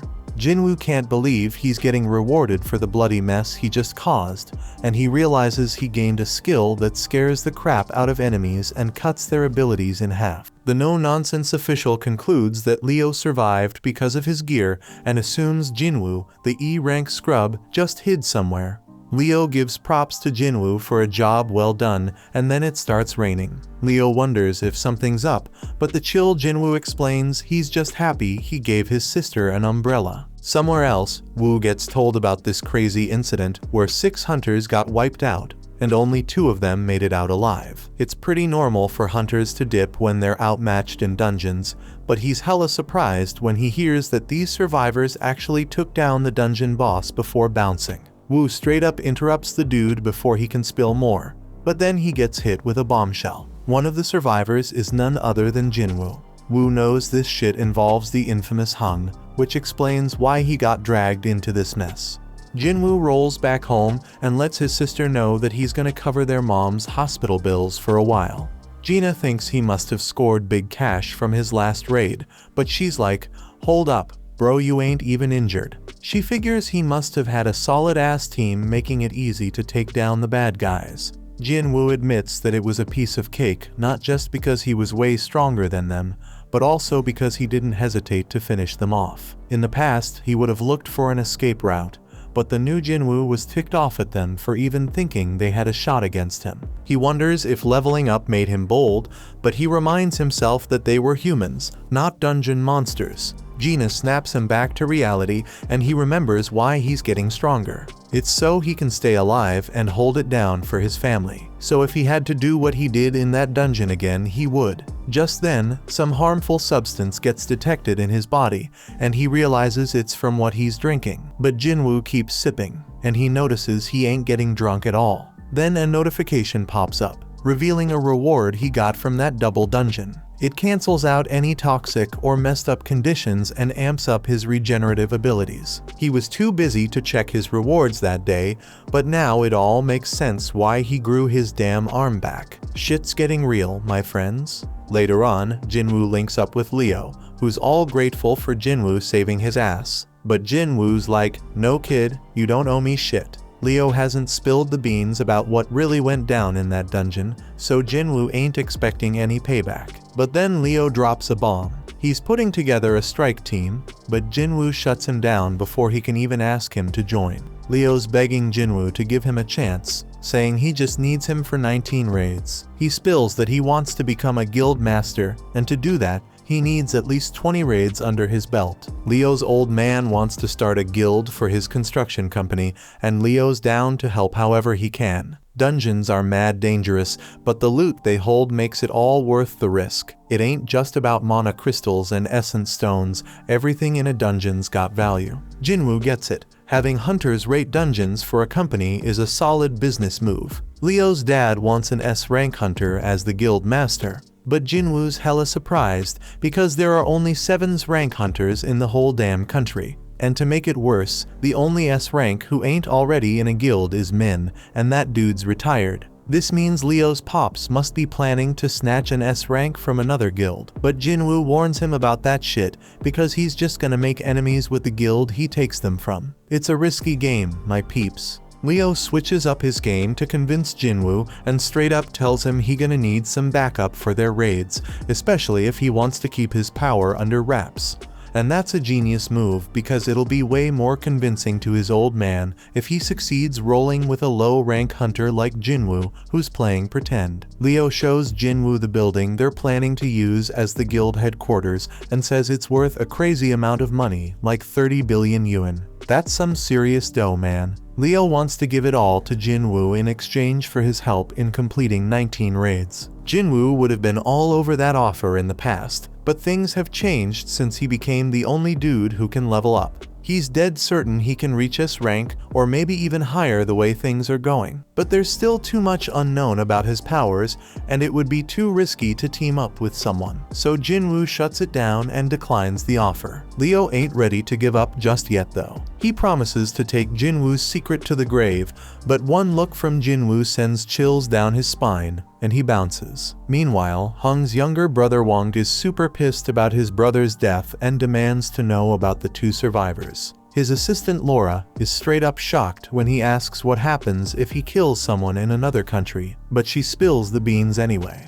If there's a treaty with that country, he gonna have a trial there, but if not, he getting sent back home to face the law. Wang wants to dip out there pronto, but Laura reminds him he has way too much going on, so he plans to deal with it later. He gives the survivors one more glare and just hopes they stick around long enough for him to take them out. The next day, Jinwoo hits the streets for a jog with his sister. Jinwoo asks her what she'd do if she had a crazy 30 billion yuan, but she can't even imagine what to do with that kinda cash because it's too damn unrealistic. When Jinwoo's flying solo, he notices his system counter keeps ticking even after he hits his goal. Gina catches up to him, but he already made up his mind to test how far that counter goes, so he takes off running again. He figures out it stops at double the goal, and after trying out all the tasks, the daily quest goes undercover. The reward for this gig comes with some straight-up random loot boxes, but there's a catch: one's blessed and the other's cursed. Jinwoo ain't playing around, so he decides to roll with the blessed one for the day, and boom, he hits the jackpot. Homeboy scores another key, and it ain't just any key, it's the key to the Demon King's castle, and it is an S-level acquisition. But hold up, because that ain't even the craziest part. This key comes with a bonus ingredients for something called the Elixir of Life. And let me tell you, that's exactly what Jinwoo needed, because this elixir can cure any damn illness. Jinwoo pays a visit to his sick mother, and he knows he ain't got no other choice. He heads to the location, uses the key to open the gate, and he knows damn well this dungeon gonna be tough as nails, on the same level as Jeju Island. Jinwoo starts wondering if he has what it takes to handle this danger, but when a massive gate appears in front of him, he ain't backing down. Inside, flames are engulfing everything, and Jinwoo ain't gonna front, he's scared as hell. But hey, he got his teleportation stone as a backup plan in case things go south. Just then, a freaking giant monster pops up right in front of him. But Jinwoo already made up his mind he gotta get stronger, and he swears he ain't dying in this dungeon. This monster has a red name, meaning it's way stronger than him, but Jinwoo has the advantage of being a wolf assassin. Our boy uses dash to close the distance real quick and starts wailing at the beast. But man, he barely does any damage, even with the bonus effects. Jinwoo tries to activate his murderous intense skill, but the debuff gets cancelled out. Our boy tries to hit the monster with his other debuffs using his dagger, but they get cancelled out too. This monster is straight up brutal as it tears into Jinwoo, and he's screaming in pain. Damn, homeboy did lose his arm, and his health is dropping like crazy as the beast straight up crushes him. He already lost a third of his life, but it gets even worse, because this beast unleashes its 3-minute rage skill, boosting all its abilities by a freaking 100%. The monster's attacks are coming at Jinwoo too quick for him to dodge, so he ain't got no choice but to use his full recovery reward to grow his arm back. But just when he thinks he's making progress and hurting the beast, turns out he's dead wrong, and he just keeps taking a severe beatdown. Jinwoo's HP keeps dropping as he gets straight up stomped on, but he manages to buy himself a bit of time by kicking dirt at the beast. And damn, his system keeps warning him like crazy, making it crystal clear that it doesn't want him to kick the bucket. The more this keeps happening, the more Jinwoo realizes this ain't your average reawakening. Jinwoo knows he is way over his head now,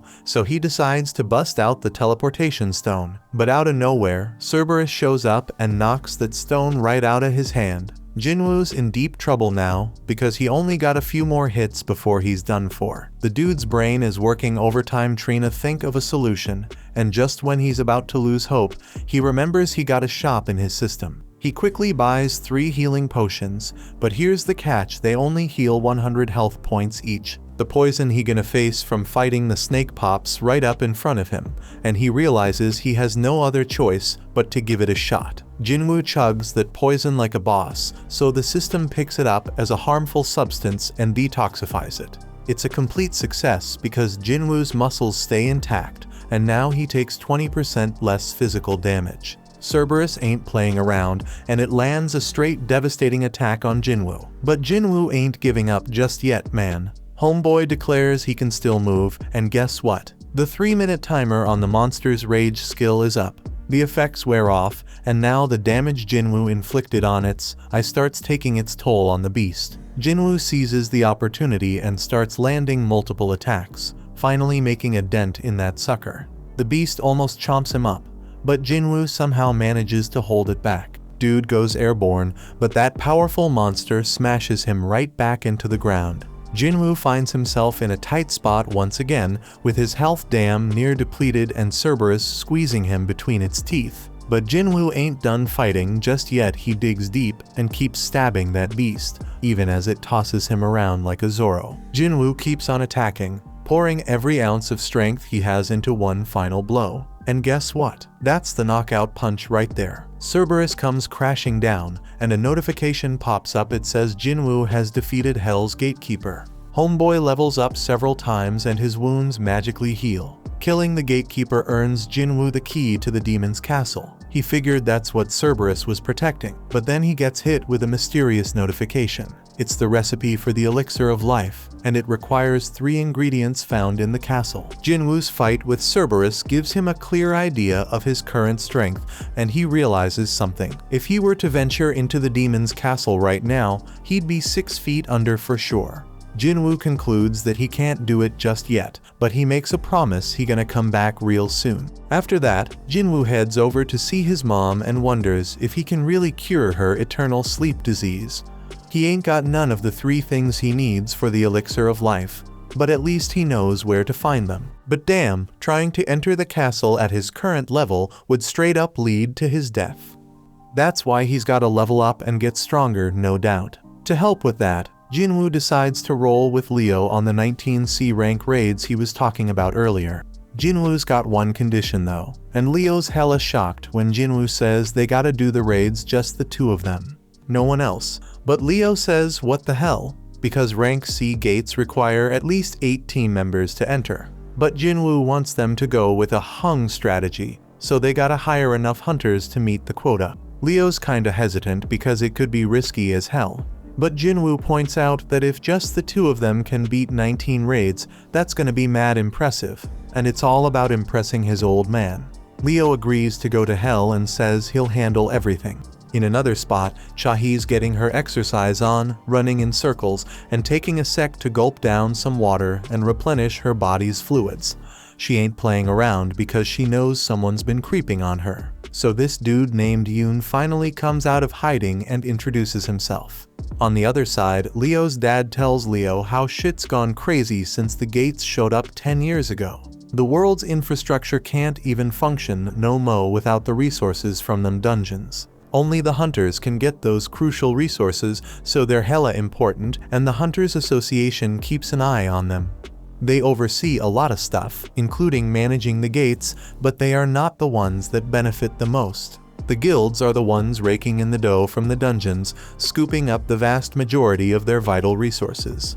They are balling rich, man. We talking about the Hunter Guild, White Tiger Guild, Reaper Guild, Fame Guild, and Knights Guild, the top 5 guilds in the whole country. They got a monopoly on all the profits from their dungeons. But Leo's pops ain't having none of that. He ain't letting it go on like that. He knows they gotta establish their own guild to achieve his goal, straight up. Leo's thinking about how risky it would be to hire some unknown's rank to partner up with his bro. But if his pops picked him as the guild leader instead, that problem could be solved. Over at the park, Jinwoo's doing his own running. Homeboy notices that any extra exercise he does ain't getting counted anymore. That damn cursed loot box he was offered before ain't even an option now. So he pulls out a regular loot box, hoping to find something good, but all he gets is a bingo card. Not what he was hoping for, man. Time goes by and Jinwoo keeps training, but he realizes the 3 points he's getting ain't doing much anymore because he leveled up.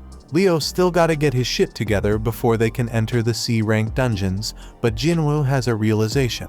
If he can get back into that penalty zone, he might be able to take on that centipede he faced before. But he knows the fight might be tougher than he thinks, and there ain't no guarantee he'll get any experience points from it. Just then, Jinwoo gets a notification to join a D-rank mission. But hold up, it's from the Hunters Association, so that means he won't be able to fight solo. Over at some dojo, Song finishes up schooling some kid, teaching him a lesson. The kid's like, "Damn, I wish I fought you when you were at your best." But Song's real with him, saying he can't change the fact that he only has one arm now. Then Song gets a notification to join a raid, and the kid's like, "Why you ain't retired yet?" Song has some messed up memories, and he's missing a major part of his body, so the kid apologizes for making him feel down. Song explains that his prime years are in the past, but he still wants to contribute to society in his remaining time. Over in another spot, we got this kid playing while her scaredy cat dad Kim watches. He gets the same notification and knows it's his next raid. His wife reminds him that he barely made it out alive from his last one, and she wants him to consider doing something else. But Kim tells her they need the money because their kid's starting school soon. He assures her that it's gonna be all good because the Hunters Association doesn't send low-ranked hunters on dangerous missions except for that one time. So the whole fam starts professing their love for each other and shit. In another spot, Beak is straight up pissed about having to do some useless interview, and it only makes him angrier when Mr. Choi tries to butter him up. But he chills out when Choi points out that he's the most fit for the job. Turns out Choi called him to his office to let him know that Yujin Construction is starting its own guild. But Beak already knows all that, so he demands Choi tell him what he's really there for. In Juhi's room, her mom straight up tells her to give up on being a hunter. Juhi's a B-rank hunter, but her mom still thinks she'll just get in everyone's way. She wants Juhi to come home, but that just sets Juhi off. She declares that her mom needs to stop Trina control her life. Juhi says she can make her own decisions and proves it by hanging up on her. Juhi admits she might be in the way, but she still wants to try and get better, and right then, she also gets the notification about the D-rank raid.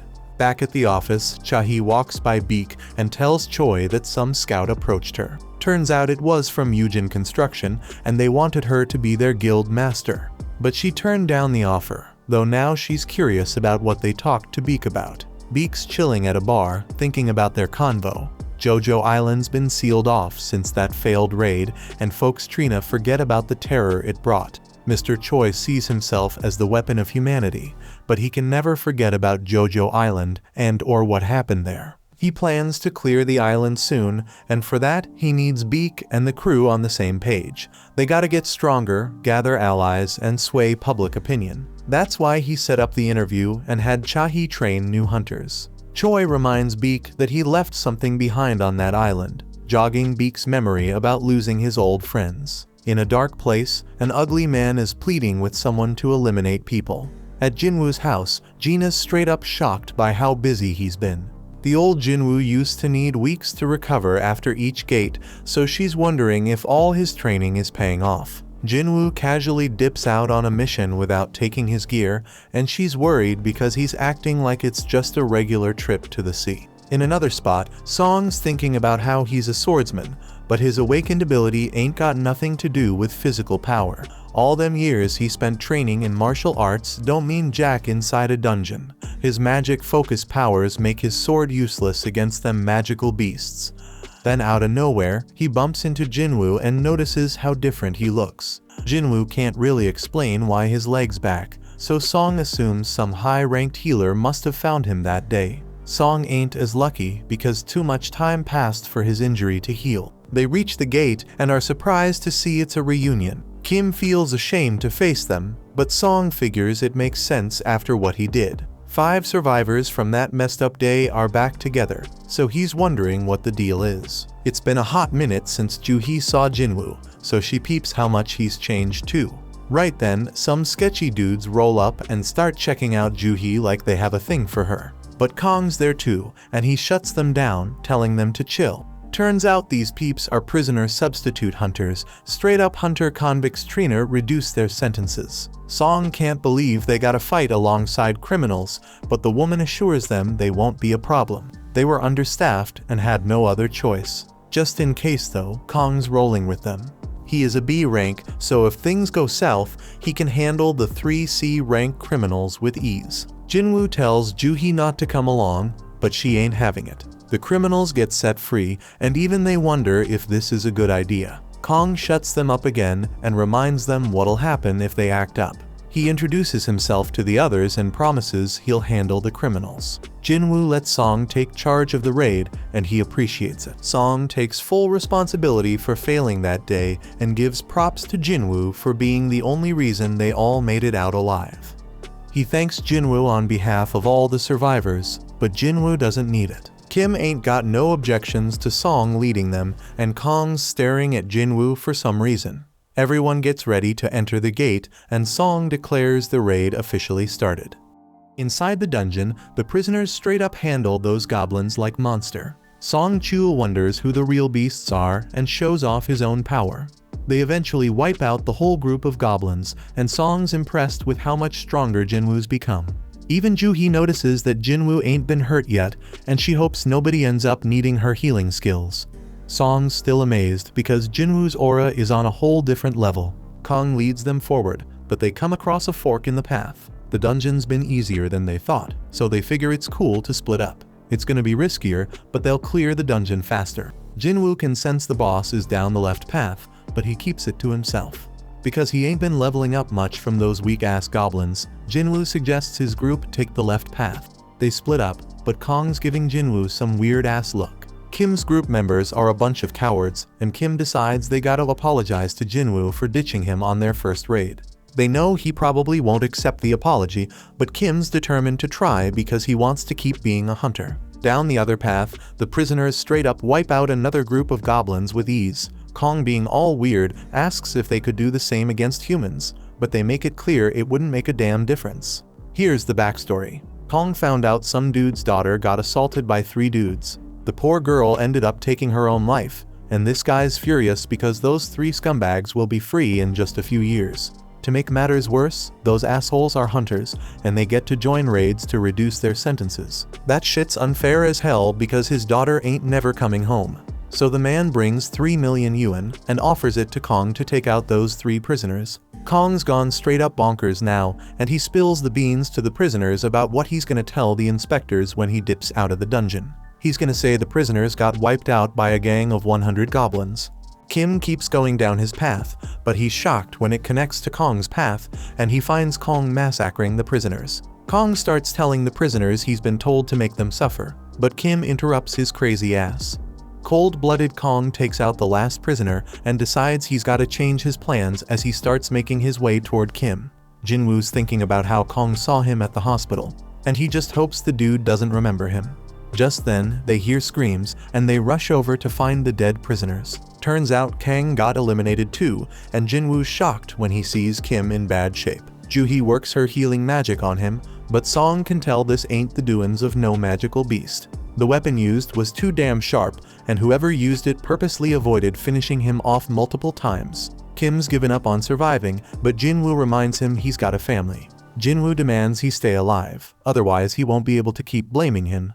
Kim uses his last breath to apologize to Jinwoo, then he's gone. Right then, Kong tries to take out Juhi, but Jinwoo steps in and stops him. Kong's impressed by Jinwoo's speed, and Song realizes Kong's the one behind this whole massacre. Song's shocked because Kong's part of the Hunters Association, but Kong just wants to spill his plan. Instead of blaming the goblins, Kong's gonna say the prisoners wiped out all the other hunters. He'll claim they tried to take him out, but failed, which is why he's the lone survivor. Song holds Jinwoo back because he doesn't think he can take on Kong. Instead, Song Chul steps up to fight him, even though he knows Kong's a B rank, a whole level above him.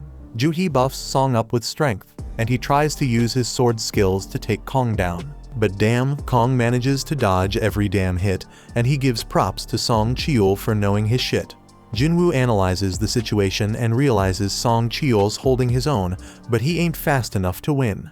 Kong lands a brutal blow, but gets annoyed when Juhi quickly heals Song. Kong decides he's gonna take out Juhi first, but Song steps in and stops his ass. Kong underestimated the old man, so Song lets him know he's trained as rank hunters before. His blade may be outmatched, but Kong points out that Song's power has its damn limits. Ain't no chance a mage type like him can beat an assassin type, so Kong brings him near death. Juhi's too scared to heal him, and Kong gets ready to finish off Song for good. But Song Chul pulls out his fire ability. But damn, Kong's too damn quick. He realizes Song Chul used his sword to make him drop his guard against magic. Song Chul was waiting for Kong to try and end his life, then bam, he hits him with a surprise fire blast. Kong sees through the plan though, and now Song Chul's paying with his life. But wait a damn minute. Jinwoo finally steps in to put an end to the fight. Kong demands to know who the hell he is, and Jinwoo straight up says he's just an E-rank hunter. Kong doesn't believe him because he'd need some next-level reaction speed to stop the attack he just used on Song. Kong can tell Jinwoo's hiding his power and figures he had a second awakening. The others are shaken, and Kong suddenly remembers Jinwoo from the hospital. The mana reader only read 10 back then, so Kong thinks this second awakening must have happened after that. This shit doesn't add up. It doesn't explain why Jinwoo was able to survive the double dungeon. But Kong doesn't give a damn. He's ready to take out Jinwoo. Jinwoo wants answers, so Kong says he is just dishing out justice by taking out the prisoners. But Jinwoo doesn't give a damn about them. But he wants to know why he eliminated Kim and Kang. He points out that Kong could have done it quickly and easily, but he didn't. Kong seemed to enjoy torturing and playing with them. Flashback to when Kong talked to the father, and he explains how he's been getting big offers from the top guilds. But he chooses to work for peanuts in the Hunter Association. Why? Because he finds killing people way more fun than killing beasts. A straight-up fight goes down between Kong and Jinwoo, and the two onlookers are blown away by their insane speed. Kong can tell they have similar builds, but he figures he's got way more experience fighting high-ranked opponents. He uses that experience to gain control of the fight, but he's shocked when Jinwoo asks him to tone down the bloodlust. But it's too damn late because Jinwoo's system is taking notice. The system, just like last time, tells Jinwoo that there are peeps present looking to take him out. Once again, Jinwoo gets a quest to eliminate his opponents. Jinwoo gets engulfed in some dark power, and Kong's confused because he thought he'd have the upper hand in this fight. But damn, Jinwoo straight up attacks, and Kong's shocked when he realizes he's been poisoned. They keep throwing down, but Kong's got something special to show Jinwoo too. He straight up disappears. He explains it's a stealth skill, making him invisible to sight, sound, and even smell. Only a few hunters can get their hands on that skill, and nobody knows he's got it. Kong manages to land a hit on Jinwoo and tells the others to back off and wait their turn. He's sure Jinwoo won't be able to do much with an injured leg. But damn, Kong's in for a surprise when Jinwoo instantly heals himself. Kong can't believe it because he's never heard of a combat hunter who can also use healing magic. Jinwoo's totally unpredictable, and that makes him one dangerous mofo. Jinwoo's changed big time, saying he just lost another emotion, and now he doesn't even need to get angry to take out scum like Kong. Kong realizes Jinwoo's taken human lives before, and Song is shocked to hear that. He figures Jinwoo's had to make some tough-ass decisions real quick, and that's why his appearance ain't the only thing that's changed. Kong tries to attack again, but he's in for a shock when Jinwoo tracks him by sensing his bloodlust. Kong still has a trick up his sleeve, but everything stops when Jinwoo activates his murderous intense skill. Darkness surrounds Kong, and he's straight up stunned when Jinwoo's blade goes through his chest. As Kong's life slips away, he mentions that he and Jinwoo are cut from the same cloth. They're both killing machines. The only reason he's dying is because he's weaker than Jinwoo. Kong still wants to know what the hell Jinwoo is. He's got assassin skills, healing powers, and debuffs, and Kong's never heard of anyone like that. Jinwoo doesn't spill the beans, but Kong points out that Jinwoo was able to take him out, so his E-ranked act is over. Jinwoo decides to drop a little truth bomb and explains that he's someone who gets stronger with every damn fight. Kong can see that Jinwoo's gonna keep getting stronger and stronger, but he's got a warning for him: if he keeps chasing more and more power, that same power might end up taking control of him. Jinwoo completes his quest and gets rewarded. He's noticed that the stronger he gets, the more it feels like something inside him is falling apart. His friends thank him for saving their asses, but Jinwoo tells them to get the hell out of the dungeon. They're shocked because Jinwoo plans to clear the dungeon all by his lonesome, but they realize he's strong enough to pull it off. Outside, Woo's mind is blown when he learns Kong is secretly killing folks. He is shown the only survivors of the mission Kong was on, and he's straight up surprised to see that Jinwoo's one of them. He apologizes for what went down, but most importantly, he wants to know who took out Kong. Jinwoo realizes he can't keep his secret anymore, which means he gotta cancel his deal with Leo. Right before he spills the beans, Song straight up lies and claims he's the one who eliminated Kong. Song's just a C rank, so he explains he only won because he had a healer's help. Woo's skeptical because Kong's a top B rank hunter, but he buys Song's story. Just then, Jinwoo reminds himself that he cannot get overconfident. He couldn't tell before, but Woo's an A rank hunter. Jinwoo can sense his crazy ass power now, and he knows he doesn't stand a chance against this dude in a fight with his current strength. Song determines that Jinwoo has a good reason for keeping a secret, so he tells Jinwoo that this is just him paying him back for what happened in the double dungeon. That night, Juhi wonders if Jinwoo remembers the stone he gave her. Jinwoo and Juhi take a little stroll while chatting about how much Jinwoo's changed. Juhi's the total opposite because she ain't changed a bit, and she realizes she's too timid to be a hunter. She should really be joining them a rank raids, but she settles for the lowest rank ones instead. It ain't all that bad though, because it led her to meet Jinwoo, and she started healing him. The dude was always getting himself hurt, but she'll never forget how his eyes always had that determined look. Juhi gives back the crystal he gave her and spills that she's gonna retire. She's heading back to live with her folks, but they agree to hang out if they ever cross paths again. A look back shows that Woo was very skeptical of Jinwoo. He didn't believe some E rank like him could take down B rank Kong. Jinwoo was already found to not have had a reawakening, so we just let him be. But Woo did give him a warning though. Hun's brother Dongsu heard that Jinwoo and Leo were the only ones who survived after his brother got wiped out, so he might be coming after them. This shit's damn shocking because Dongsu's an S rank hunter. Dongsu probably doesn't give a damn about the facts, and is just pissed that Jinwoo made it while his brother didn't. Unfortunately for Jinwoo, the law can't do shit against S rank hunters, and they can bring either miracles or disasters. One of these monsters is after Jinwoo, so Woo suggests he gather his family and dip out of the country. But Jinwoo just sees this as another reason to get stronger, because if he doesn't, he ain't gonna survive. Jinwoo rolls up to meet Leo, but he's hella confused by what he sees. Leo explains that this is their strike team. He focused on finding people who have the skills to be hunters, but can't work for various reasons and are struggling to make ends meet. Jinwoo points out that he hired a high schooler, but she claps back saying she's a qualified hunter just like the rest. She does get a bit down when Jinwoo figures out she's an E rank with no raiding experience. But it doesn't really matter because Jinwoo lets them all know they'll be waiting outside while he and Leo handle everything. They're all getting paid 3 million yuan each, which is a sweet deal because they ain't gotta do shit. The only catch is they can't blab about it to anyone, or they gotta pay back 10 times what they got. Jinwoo got a stealth rune for taking down Kong, and he used it to learn stealth skills. Leo's all set to go, and Jinwoo's shocked to see he's rocking even more crazy expensive armor. Jinwoo straight up schools Leo on how dumb it is to rock that armor and demands he ditch it. But Jinwoo lets him keep the helmet at least, and they step into the portal. The other hunters think they're straight up insane for hitting up a C rank dungeon on their own, but they don't give a damn because the contract's already sealed. Jinwoo's sis wonders where her friend Songyi is, and turns out she's the high schooler on Jinwoo's strike team. The hunters chat about how a full strike team would take a solid 2 hours to finish this raid, so when they see Leo pop out of the portal, they assume they just bailed. But they're in for a shock because the damn gate closes right after they step out, meaning they cleared the dungeon. The hunters can't believe their eyes, but Jinwoo tells them to hustle because he's ready for another portal. Their goal is to hit up 3 raids in a single day, but the hunters are still dumbfounded they even finished one. In another raid, Jinwoo straight up wrecks a bunch of goblins while Leo wraps up the mining. Jinwoo mops up the goblins and levels up. The next raid's a success too, and Jinwoo levels up even more. Days go by, and the two keep clearing dungeons on their own. They start facing tougher and tougher monsters, but Leo can see Jinwoo's getting hella stronger too.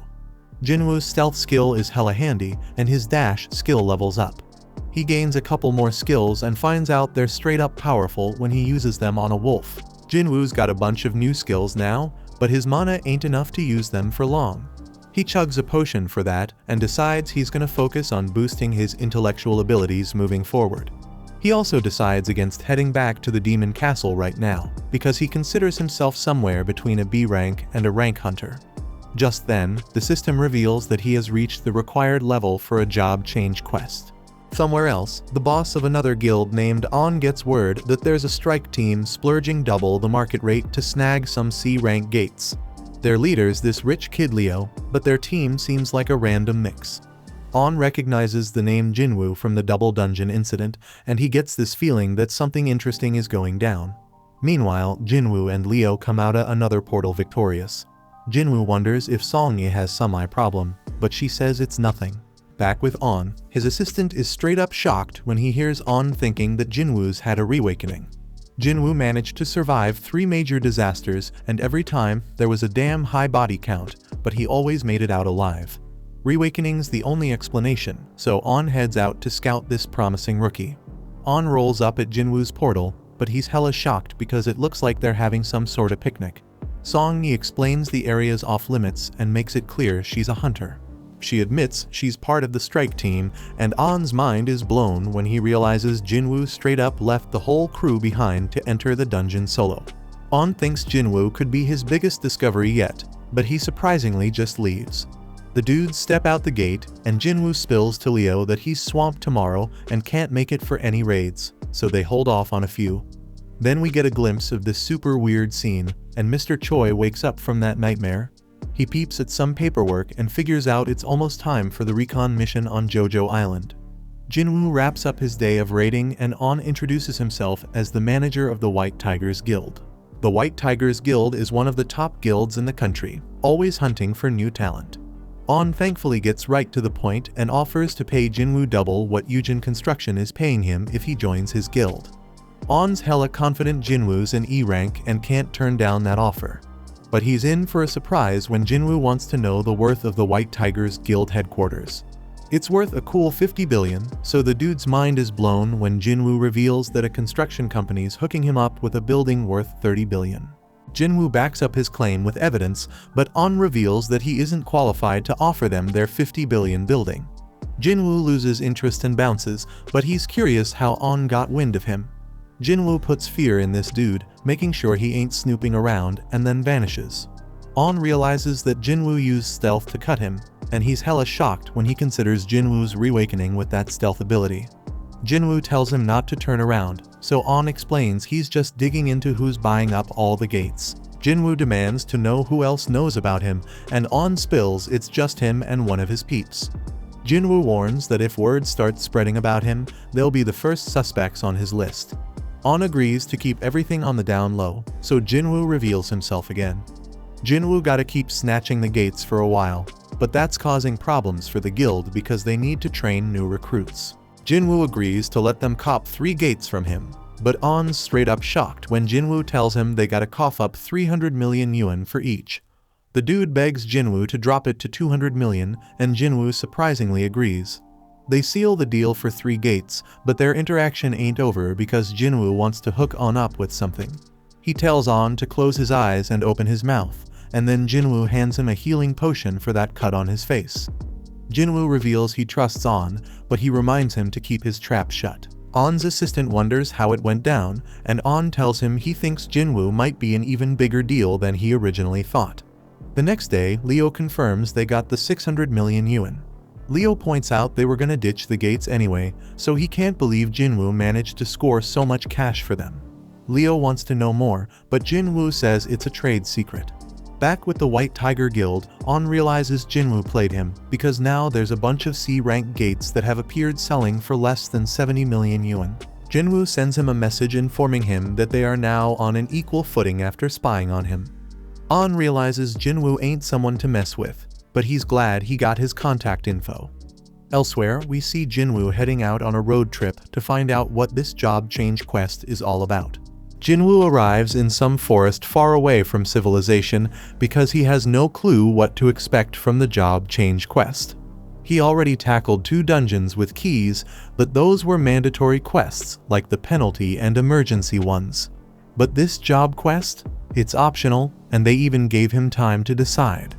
Jinwoo figures it's a major event that's gonna level him up by getting skills perfect for his job, so he decides to accept, and the gate opens. Jinwoo just remembers he ain't done his daily quest yet, but he'll get to it later. He declares that the real game begins right now and steps into the gate. Meanwhile, Leo's having a meal with his father, and his bro shows up too.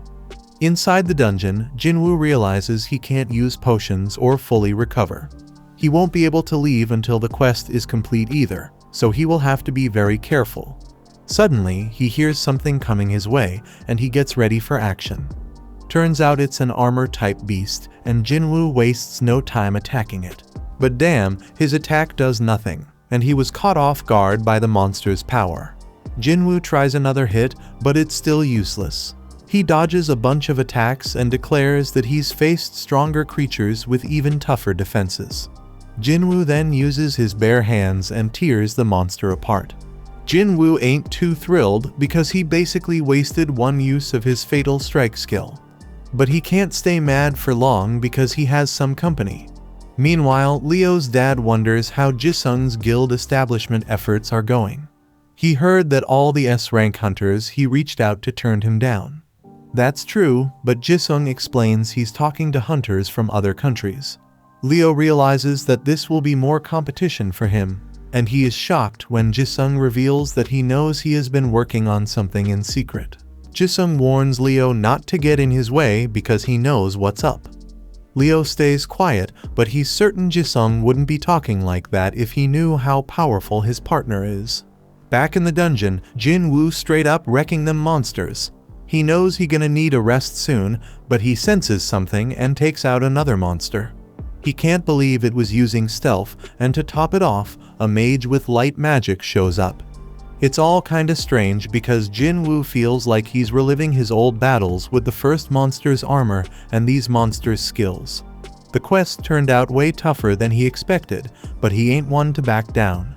He analyzes the situation on the go, and figures out what it takes to beat each enemy. The armored one needs serious strength to take damage, the stealthy one needs mad perception to be detected, and the mage gotta be countered with intellect. But Jin-woo ain't boosted that stat much. His fatigue's building up fast, so he knows he gotta end this fight soon. Elsewhere, Mr. Choi meets up with the other hunters because they are ready to head to Jojo Island. Back in the dungeon, Jin-woo manages to take down the monsters. He finds a chest plate as his reward and realizes he ain't done much with gear yet. He puts it on and's glad to see it can go invisible, and don't mess with his movement. Jin-woo's level has gone up, and he also has plenty of golden items. His fatigue has recovered as well, so he continues through the dungeon. Jin-woo opens the giant door, and the gust of wind that comes out of it gives him the chills. Inside is some kind of throne room, and he is shocked by what awaits him.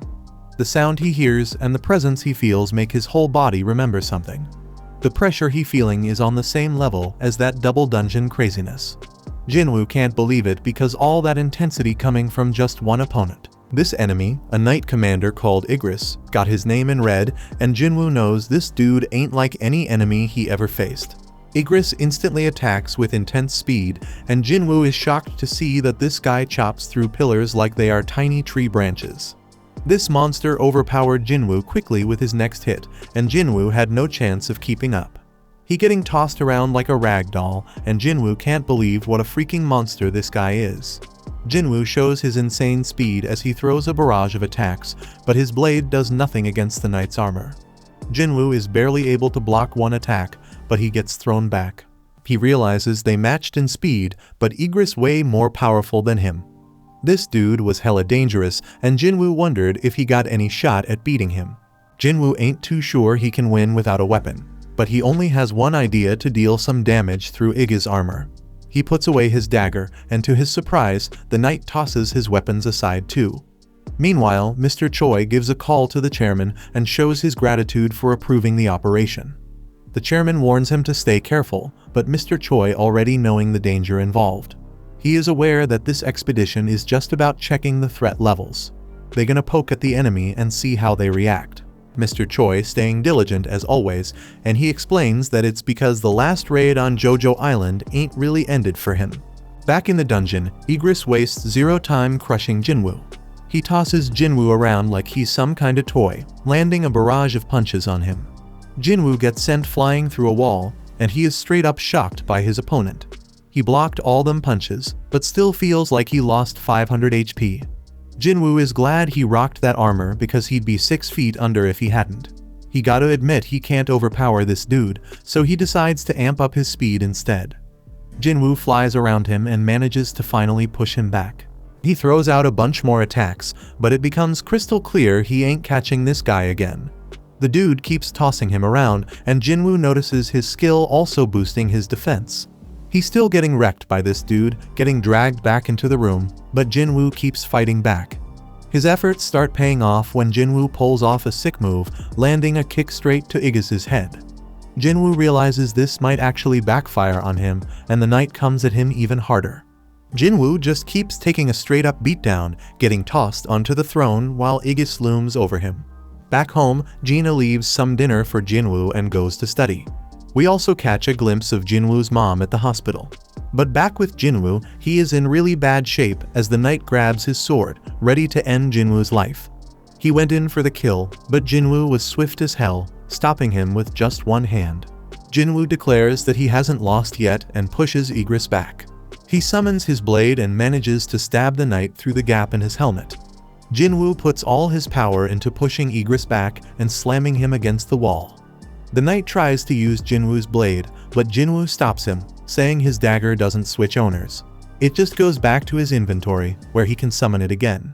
Jinwoo drives his blade through the knight's skull, but the hit ain't deep enough. He knows he gotta go deeper, so he uses every last ounce of power to drive the blade further into the knight.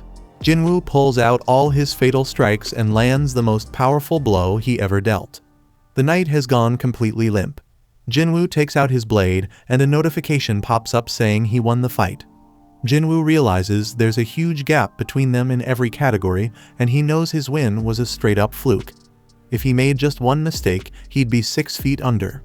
Jinwoo then gets 4 rewards. One of them is 15 million gold, and another is the S-rank helmet Igris wore. The Demon's Castle key was S-rank, but Jinwoo never had gear this top-notch before. Amazingly, the helmet boosts his stats and reduces damage by 15%. Jinwoo also gets a rune stone for a skill called the Ruler's Hand. The final reward is an instant teleportation stone. Can't stash it in his inventory, so he's wondering why he getting it now. It doesn't make sense to get it after clearing the dungeon, so Jinwoo is wondering if the job change quest ain't actually over yet. Just then, Jinwoo was straight up shocked when a bunch of portals opened up. A notification pops up, revealing that the job change quest actually starting right now. Jinwoo was told to survive as long as possible to rack up advancement points. He gotta earn them points to move up in class, but Jinwoo ain't got a clue what that means. A timer pops up, and Jinwoo realizes he is about to face an endless wave of enemies. He is relieved to see these fools ain't as strong as Igris, because he knows he'd be overwhelmed in seconds if they were. Jinwoo is confident he can handle them, but damn, there's a whole damn army of them. But Jinwoo ain't scared, he charges right at them. Meanwhile, we watch as the other hunters fly off to Jojo Island. After a while, we are back with Jinwoo, still in the thick of the fight because the gates keep spitting out more enemies. The real deal with this quest is to survive as long as possible, so Jinwoo starts using his stealth skills. He gotta manage his mana, so he can buy himself as much time as he can. Jinwoo's plan is completely ruined though, when a mage breaks his stealth. He right back to throwing fists, but now it's even worse because he can't use stealth or murderous intent no more. Jinwoo takes a sword straight to his back, and he is straight up shocked when he realizes it's only been 5 minutes. Shit getting way too dangerous, and Jinwoo knows he can't keep going. He hates to do it, but he decides to teleport out of the dungeon. But before he can, some monster knocks the stone right out of his hand. Now Jinwoo is in deep shit as the huge group of enemies descends on him. Jinwoo continues to get thrashed about by the monsters, and there is no way out now that he has lost the teleportation stone. The only shot he got at surviving is if he whoops all their sorry asses, so Jinwoo gets back in the fight. It's looking pretty damn dire though, because his stamina running on empty and he can't use stealth or murderous intent. But you know our boy never gives up, he is dead set on staying alive. Jinwoo keeps fighting for his life, and he thinks about how he has been living at the bottom his whole damn life. He could never give up on chasing more, and this moment ain't no different. Jinwoo's knuckles are all messed up, and his heart starts racing. Just then, the monsters start talking. The voices saying Jinwoo got the nickname of the weakest hunter in mankind. They mocked him because he had to go to the hospital after going through a rank gate. Just then, the imaginary Song Cheol and Juhi show up, and they tell Jinwoo to stop forcing himself to fight. After that, Jinwoo's younger self appears and says he come a long way already, so that should be enough. His old self can't even recognize the new Jinwoo because he is taller and in a way better shape. But he explains that the changes are only on the surface. Deep down, Jinwoo is still weak, and he is about to die again. The old Jinwoo says Jinwoo always gonna be E-rank hunter, a dreamer who never learned his place in the world. Jinwoo dodges some attacks, but he can't keep it up because he getting crushed. Young Jinwoo tells him he getting what he deserves for thinking he was ready for this kind of fight. Them words start making Jinwoo wonder if he really ain't changed at all. Just then, a notification reveals that the time is up on his daily quest and he will have to be penalized for not completing it. Lucky for him, that means he's gonna be taken to the penalty area. Jinwoo finally got it. Luck is a skill factor, and young Jinwoo figured whoever was behind all this didn't want him dead just yet. He says his goodbyes and Jinwoo gets transported to the penalty zone. When he gets there, he feels grateful because this penalty actually saved his life. Jinwoo wondered though if it was really just luck or if the system keeping him alive. He decides not to overthink it and pops some potions to recover his stamina. Damn unfortunate though, because a notification saying if he too messed up, potions won't heal his HP. He gotta either wait and heal naturally or level up to get restored. Just then, a whole bunch of the monsters from earlier show up, and Jinwoo saying as long as he doesn't die, any pain he feels just gonna make him stronger. Back at home, Gina notices Jinwoo ain't come back and wonders if he got himself a girl. She decided that ain't possible and just hoped he remembered to be there for her guardian teacher meeting. Back with Jinwoo, he has defeated the monsters he was once terrified of and has recovered his health from leveling up. He got 10 minutes left in the penalty zone, so he used that time to cop the Night Killer Dagger. This weapon is perfect because it does 25% more damage to armor-type beasts. Jinwoo uses the rune he got from fighting Igris, and it gives him the active skill called Ruler's Hand. Surprisingly, it doesn't use mana, and it lets him mess with objects without touching them directly. He remembers Igris using this on his sword, but Jinwoo tests it and finds that he can't move large objects yet. Time is almost up, so Jinwoo declares that he will have to rely on a little bit of luck to carry him to the end. Jinwoo gets teleported back to the dungeon and gets ready for another round of fighting. Back with the other hunters, they getting closer to Jojo Island. Choi is told that there are multiple sources of mana in the water, and Choi is straight up shocked by what he sees. In the dungeon, Jinwoo feels really good about how his Night Killer Dagger performing. But he can't shake this weird feeling he getting. He keeps killing their beasts, but it doesn't feel like he actually doing it. Jinwoo is more worried about the mages casting spells without actually attacking. Just then, Jinwoo realizes that they are responsible for opening the gates and summoning the knights. He decides to go after the mages and finds out that taking down one of them makes some of the knights fall apart. Knowing this, he goes after the rest of the mages and starts taking control of the fight. The mages try to hide behind the knights, but Jinwoo manages to take out another one, leaving 3 mages still standing. These sneaky last 3 combine their power and summon a golem, so Jinwoo makes his way to higher ground. He can disable it for a moment and think about how them dumb mages probably thought one strong monster was better than a bunch of small ones. Jinwoo points out that this is wrong though, since having fewer targets makes it easier to go after the mages. Jinwoo finally manages to wipe out all the mages, but the golem is still standing. Our hero Jinwoo got so damn strong that he straight up used brute force to destroy that golem. With that, all the monsters get defeated, and a notification pops up saying he finished the job change quest. Now he can switch to a more advanced class with the points he earned based on how he performed during the quest. But turns out he doesn't get to choose because more notifications start popping up with a bunch of messages. They talk about whatever path the player takes. It is full of dead bodies and the smell of blood. They say the player craves immense power and makes their own damn way without relying on others. The messages mention how a shadow army gonna follow the player's orders, and Jinwoo is straight up shocked when he sees his new job class gonna be a necromancer. This shit doesn't make any sense to him at all, because he ain't put anything into his intellect stat. Necromancers are usually magic-type classes summoning undead monsters as servants. Jinwoo though, he built like an assassin. His main thing is strength, and all his skills match that fighting style. If he ends up with a class like Necromancer, then all the work he put into his current build gonna be wasted.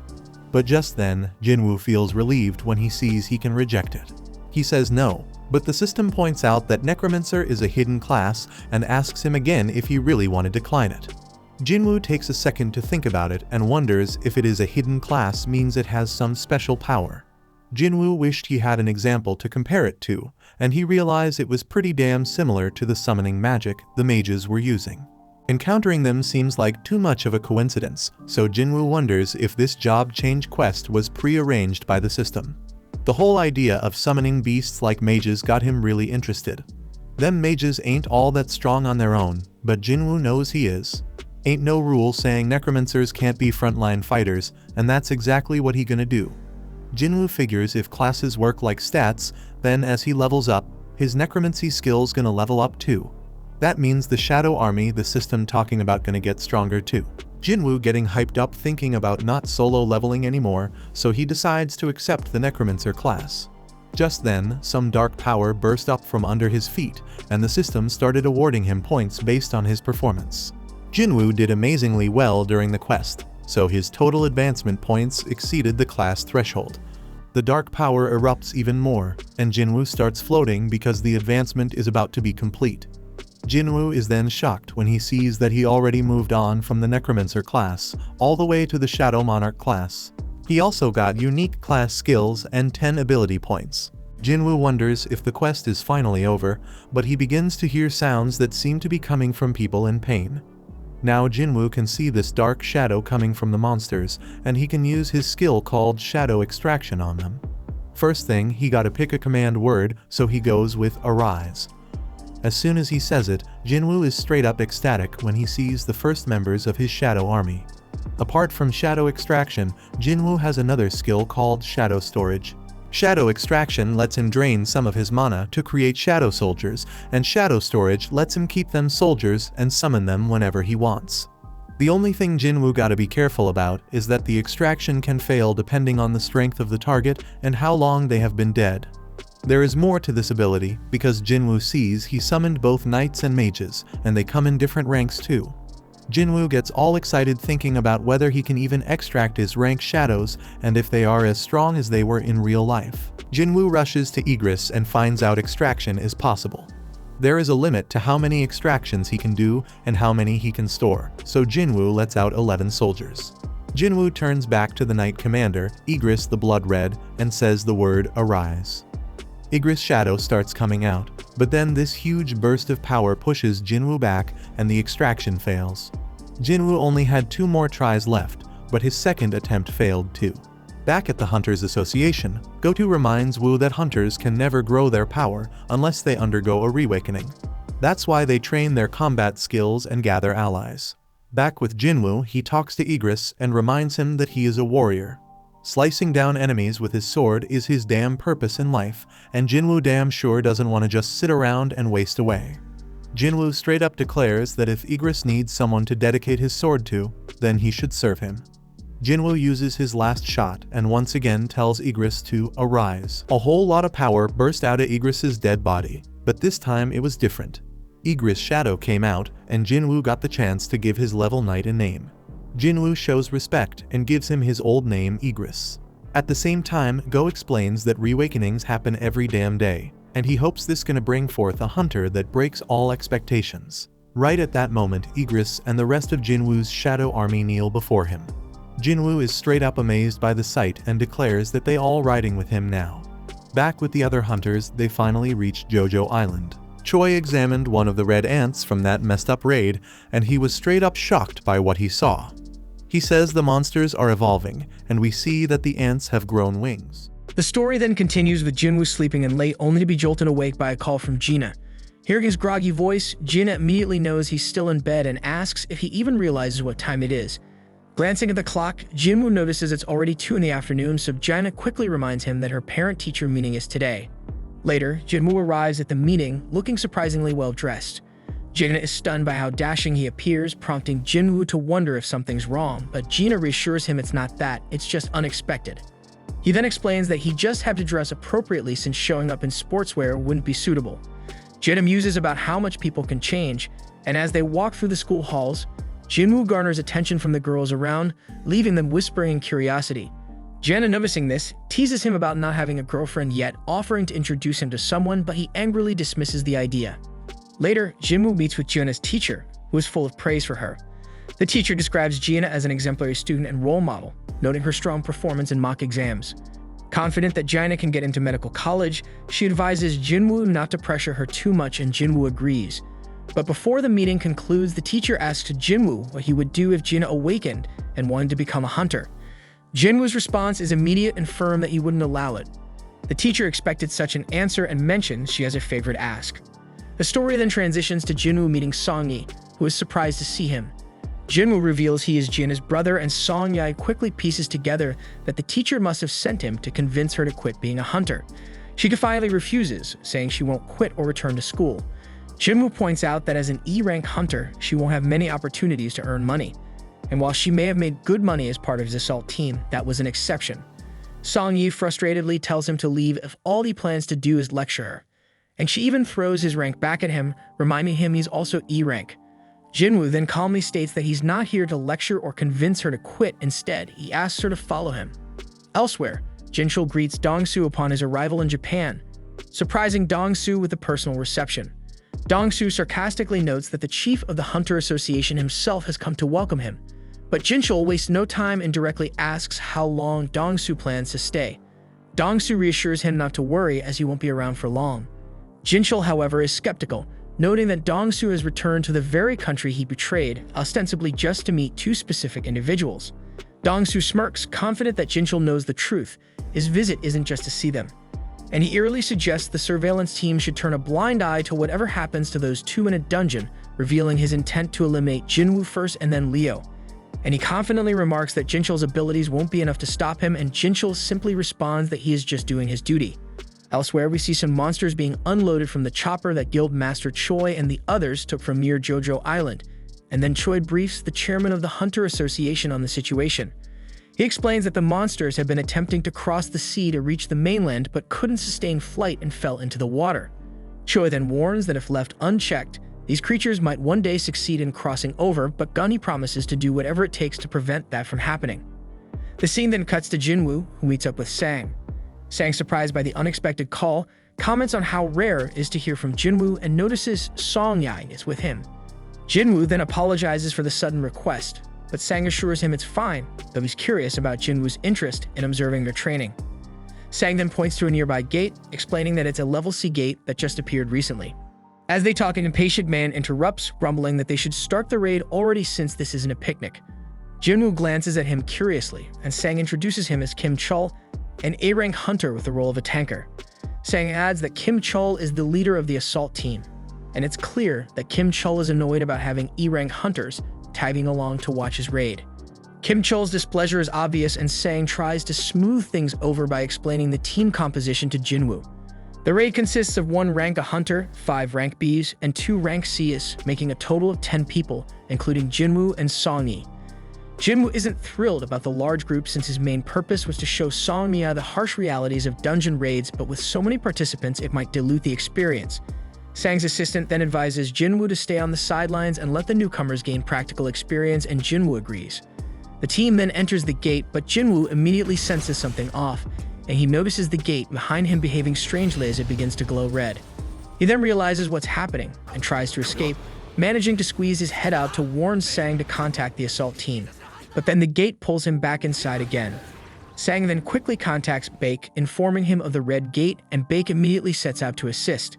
Inside, Jinwoo and the team find themselves in an endless snowfield, stunned to discover that the gate has completely vanished, so panic sets in as they wonder how they'll escape. Kim Chul then steps forward and explains that they're trapped inside a red gate. Song Yi confusedly asks what that means, so Jinwoo calmly explains that unlike normal gates, a red gate is a dungeon where all contact with the outside world is lost upon entry, and to escape they must either defeat the boss or wait for the dungeon to collapse, and adds that the outside world cannot interfere, and the dungeon will be crawling with dangerous magical beasts. Suddenly, arrows rain down on the group. 1 hunter is killed instantly, but Jinwoo quickly catches the second arrow that is aimed at Song Yi and shields her from harm. The girl is stunned by his reflexes, and the team realizes they are surrounded by ice elves. Jinwoo then notes that their distance had masked their presence, and he sees they targeted the group's weakest members.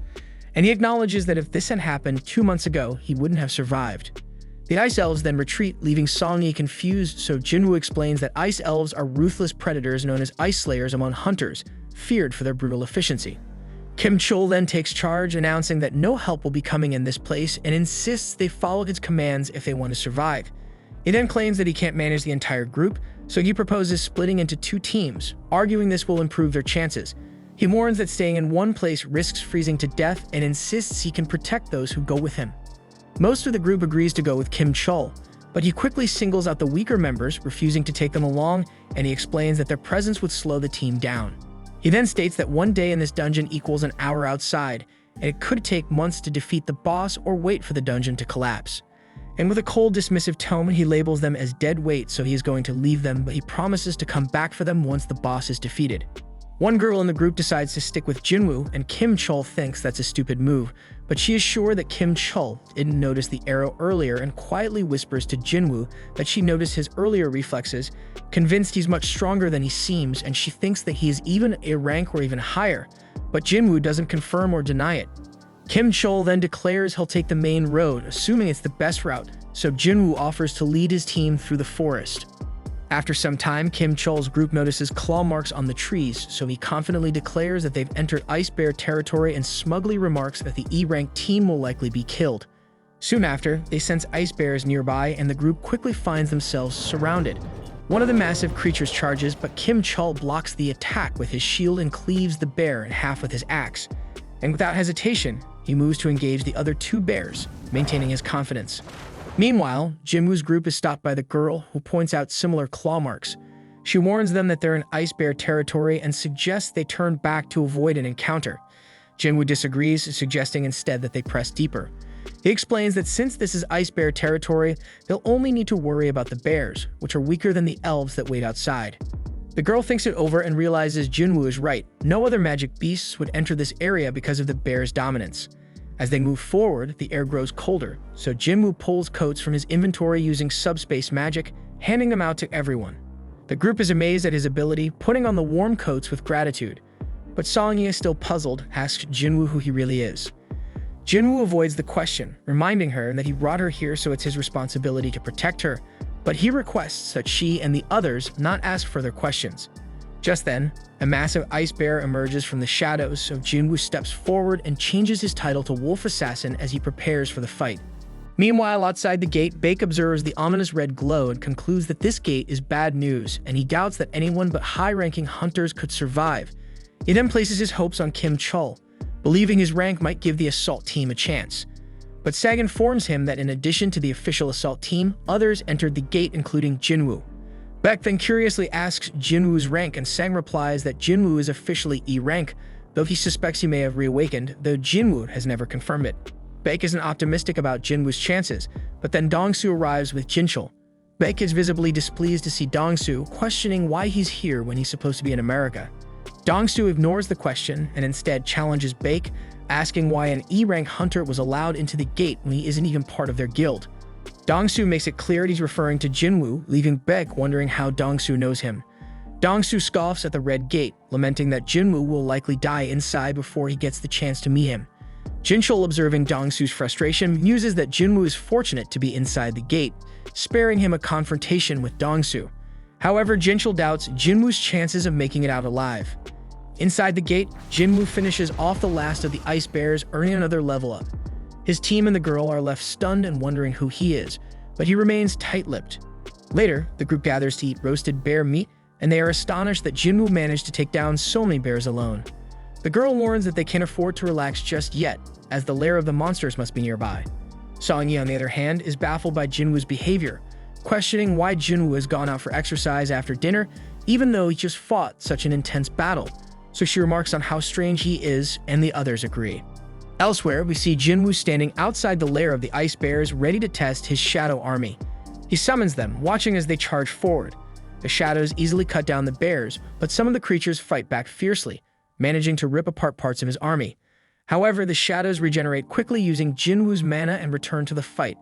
Then we see that the mages in his army provide excellent support, and Jinwoo is impressed, thinking they perform better than expected, but he notes that maintaining them uses a lot of mana. Suddenly, the massive boss of the ice bears emerges, and with a single devastating attack, it wipes out Jinwoo's entire shadow army, draining a significant amount of his mana in the process. Left unable to regenerate his soldiers, Jinwoo summons Igris. The Shadow Knight steps forward confidently, so the bear charges at him, but Igris dodges with ease, delivering a precise slash, and in moments, the bear is brought to its knees. It attempts a final desperate attack, but Igris finishes it with a swift beheading.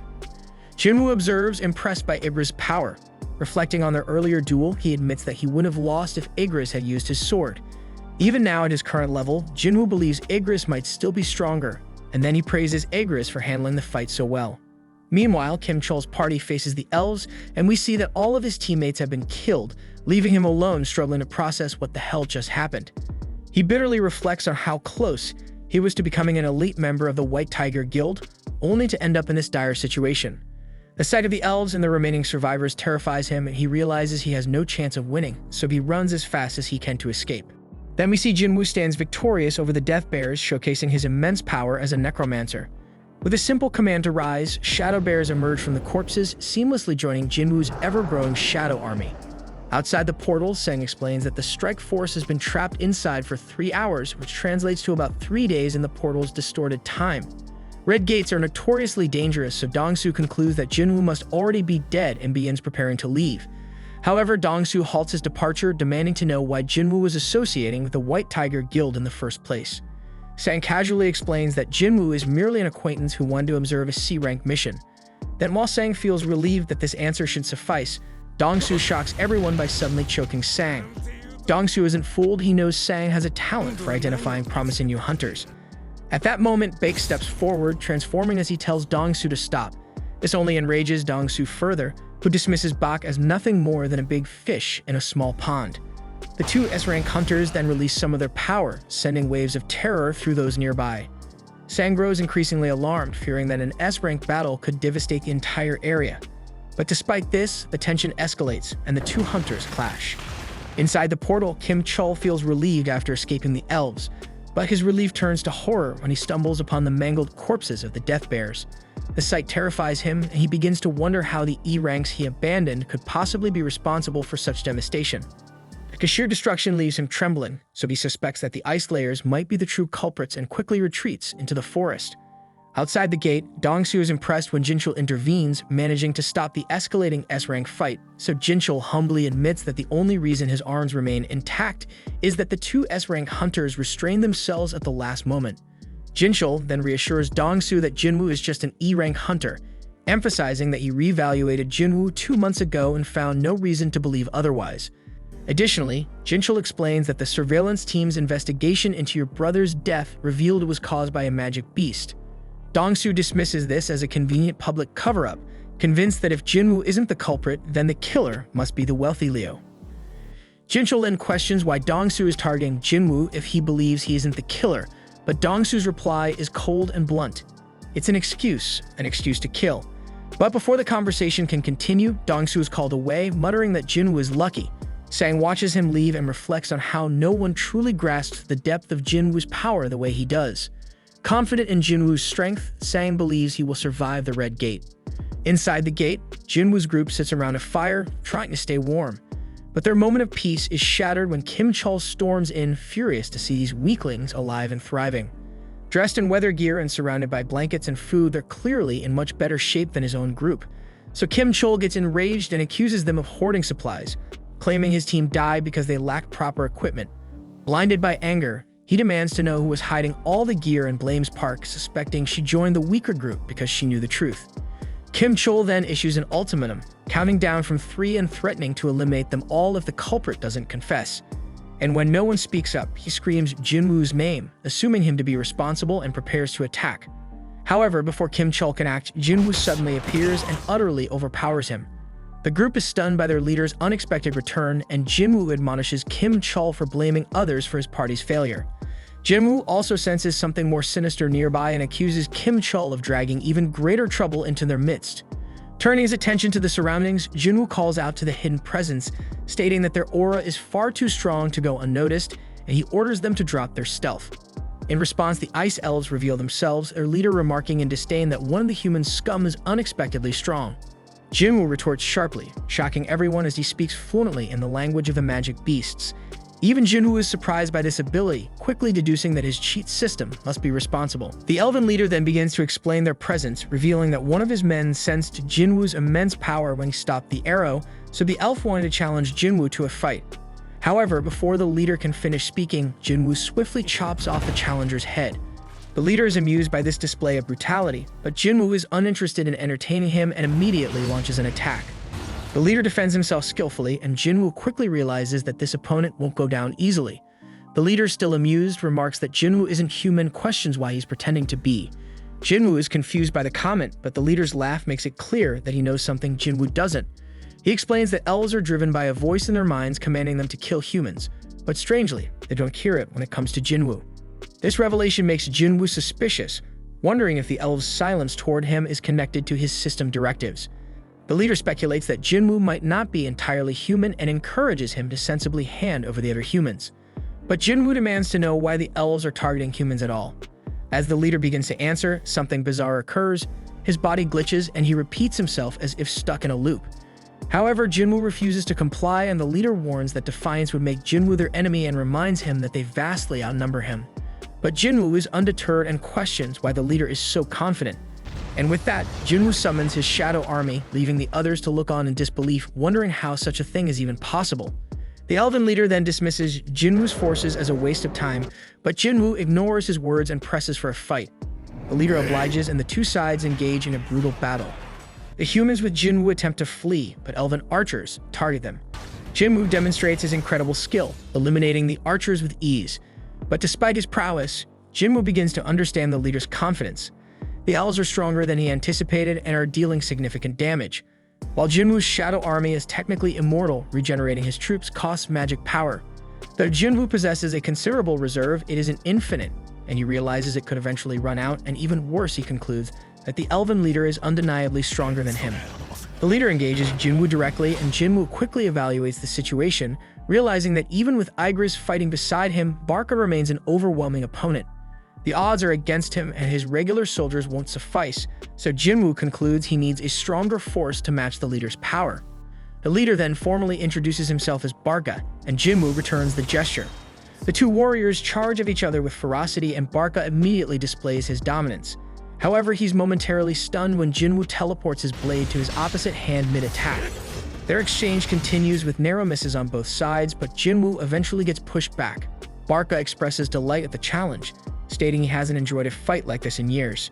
Jinwoo, smiling back, unleashes a massive meteor that crashes down onto Barca, catching him off guard. Meanwhile, Kim Chol regains consciousness, seething with anger. Seething with hatred, he curses Jinwoo again and grips his sword tightly, determined to take him down. Then, as Barca battles Jinwoo's magic soldiers, Kim Chol uses the chaos to make his move. However, Jinwoo, having anticipated this, orders Igris to create a dense smoke screen. Using the cover, Igris swiftly ends Kim Chol's life. Realizing too late that Jinwoo had planned this all along, Kim Chol succumbs to his last thoughts filled with regret. With Kim Chol's defeat, Jinwoo commands him to rise, and a radiant light erupts from his body as he is reborn as a shadow soldier. Barca, still charging at Jinwoo, mocks the notion that hiding will save him. But his confidence is shaken when a towering new shadow soldier emerges to confront him, forcing Barca to retreat momentarily. Jinwoo then names his newest member Iron, and the resurrected Kim Chol lets out a deafening scream. Barca assesses Iron, quickly noting after a few seconds of battle that the soldier lacks agility but possesses immense durability. Nearby, Songyi watches in disbelief, wondering if all hunter battles are this intense. Her companions assure her that this battle is far beyond anything they've seen before. Then, while Iron holds his ground, Barca declares the fight lacks challenge and demands that Jinwoo and Igris join the fray. Jinwoo accepts Barca's challenge with a smirk, and the intense 3-on-1 battle begins. Barca's overwhelming strength is on full display as he fends off Jinwoo, Igris, and Iron simultaneously. However, his frustration grows as Iron's persistent screams echo throughout the fight. So Barca decides Iron must be dealt with first, but Iron proves to be a formidable tank, enduring every blow. Barca's confidence grows as he dodges Igris' strikes, but he's caught off guard when Jinwoo lands a stab. Jinwoo is so impressed because Barca avoids a fatal wound even amidst the chaos. Barca then bristles at being underestimated, but Jinwoo commends him for surviving this long. Then, as the fight rages on, Jinwoo takes a moment to turn his attention to the rest of his clan. Barca, suddenly remembering his army, turns to see a horrifying sight. Jinwoo's shadow army has wiped out his entire clan. But despite the grim sight, Barca remains confident, certain that taking out Jinwoo will be enough to turn the tide. As Jinwoo throws his dagger, Barca mocks him, calling him a fool for discarding his weapon. However, he underestimates Jinwoo, who recalls the dagger with pinpoint accuracy. Barca barely blocks it, but his weapon is destroyed in the process. Jinwoo then seizes the moment, ordering Iron to restrain Barca. Immobilized, Barca becomes the target of an immense fire attack unleashed by Jinwoo's magic soldiers. But despite the devastating strike, Barca isn't finished. He cuts through iron and vows to annihilate the humans, but Jinwoo counters, silencing him once and for all. Jinwoo declares the battle over, but Barca, defiant to the end, insists it's not finished until he says so. His defiance is short-lived as iron regenerates and crushes him completely. So Jinwoo reiterates that the battle is indeed over, as Barca lies lifeless on the ground. The ground then begins to tremble, but it's actually merely iron ensuring their victory is absolute. Jinwoo reprimands Iron, reminding him to show restraint, and silently hopes this behavior won't become a recurring issue. The group then breathes a collective sigh of relief, astonished as Jinwoo calmly tells them it's time to leave. They all feel relieved to leave, but before that, Jinwoo takes one final look at Barca's lifeless body. Outside the portal, Sang tells Baek it's time to return home as a week has passed inside and the chances of survival seem slim. But Baek refuses to leave, unwilling to abandon his guild members. Then both men are stunned when the portal begins to open and Baek confidently assumes it's Kim Chul emerging, certain his guild member managed to succeed. However, both are shocked when the figure stepping out isn't Kim Chul but Jinwoo, alive and unscathed. Sang's confidence proves correct and Jinwoo stands as the undeniable victor. The gate then closes and Baek is left wondering about Kim Chul's fate, and when he learns that only the low-ranked hunter survived, he is horrified and deeply curious about what transpired inside. Baek then approaches Jinwoo for answers, but Jinwoo, visibly exhausted, tells him to direct his questions to someone in his guild. Baek is taken aback, interpreting this as defiance, and he is stunned by the audacity. As Jinwoo wasn't asking, he was ordering, and worse it could even be taken as a threat. Tensions rise as Baek grows more serious, emphasizing that 6 of his guild members are missing, making it his duty to find out what happened. Jinwoo, unfazed by the intimidation, calmly points out that he was the one who saved the 2 surviving members, which means Baek should be showing him gratitude instead. Baek takes a moment to cool down, realizing Jinwoo is right and apologizes for his earlier demeanor. Then, with the situation diffused, Jinwoo takes Songyi home. After Jinwoo departs, Baek turns to Park, asking about Jinwoo and why he seems so angry. Park explains that Jinwoo's mood only changed after defeating the boss. Sang suggests that it must be due to exhaustion, noting that Jinwoo is usually a kind person. Then of course Baek gets intrigued and instructs Sang to do whatever it takes to recruit Jinwoo into their guild. Later, Jinwoo drops off Songyi at her home.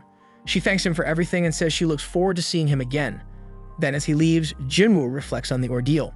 Surprisingly, less than a day has passed since they were trapped in the gate, so he feels disappointed, having only earned a single dagger for all his trouble. And he concludes that Barca must have been far too high level to yield better rewards. Looking back, Jinwoo remembers trying to raise Barca as an immortal soldier. Despite being given 3 attempts, he failed to extract him. Jinwoo takes solace in gaining iron from the situation, but can't ignore the fact that it marks the 3rd time he has had to take human lives. The next day, Jinwoo meets Leo, but he's shocked by Leo's flashy and over-the-top attire. As they prepare for their mission, Jinwoo tells Leo that they need to pick someone up first. That someone turns out to be Songyi, much to Leo's surprise. Seeing how informal Jinwoo and Songyi are with each other, Leo grows suspicious. Then when Jinwoo casually asks Songyi if she managed to get any sleep, Leo misinterprets the interaction. Worried about Jinwoo's intentions, Leo reminds him that Songyi is underage. Jinwoo brushes it off, clearly unaware of Leo's misunderstanding, which only fuels Leo's concern. Sometime later, Leo watches in awe as Jinwoo's soldiers brutally annihilate a group of powerful beasts. Leo can't figure out where on earth they came from, and Jinwoo recalls that Leo hasn't seen them yet. So Jinwoo reveals that they're a part of one of his baddest skills, but Leo has zero clue that this level of monstrous power is even possible. With the battle over, Jinwoo orders his army to begin mining the area for crystals. Leo, feeling dejected by his inability to match their efficiency, pleads with Jinwoo to at least let him collect the magic gems. Jinwoo isn't self-loving though, and one of his soldiers offers to share the work. Elsewhere, we see a man standing amidst the wreckage of a destroyed ship, and a frightened soldier begs for his life, but the man calmly tells him to relax. But the problem is they don't speak the same language, so after switching to broken English, the man explains that he's human and that all he wants is to go home. Back with Jinwoo, he celebrates with Leo after completing the 19 raids that were part of their agreement. And with the raids done, Leo's next step is to pass the written exam at the association to earn his guild master's license. And once he has the license, he'll finally be able to negotiate with his father. But as for Jinwoo, he announces that he plans to travel for a while, so Leo thinks that Jinwoo must be trying to get away from him, but Jinwoo denies it, saying he's just drunk. Leo, however, is used to being pushed away, especially by his older brother, who's 10 years older and has always been cold toward him, so they never did anything brotherly together. But by contrast, Jinwoo has helped Leo so much that Leo wistfully admits he wishes Jinwoo were his brother instead. Moved by Leo's pain, Jinwoo fills 2 cups and says that starting from today he will consider him his little brother. And that cool shit makes Leo is stunned but deeply touched.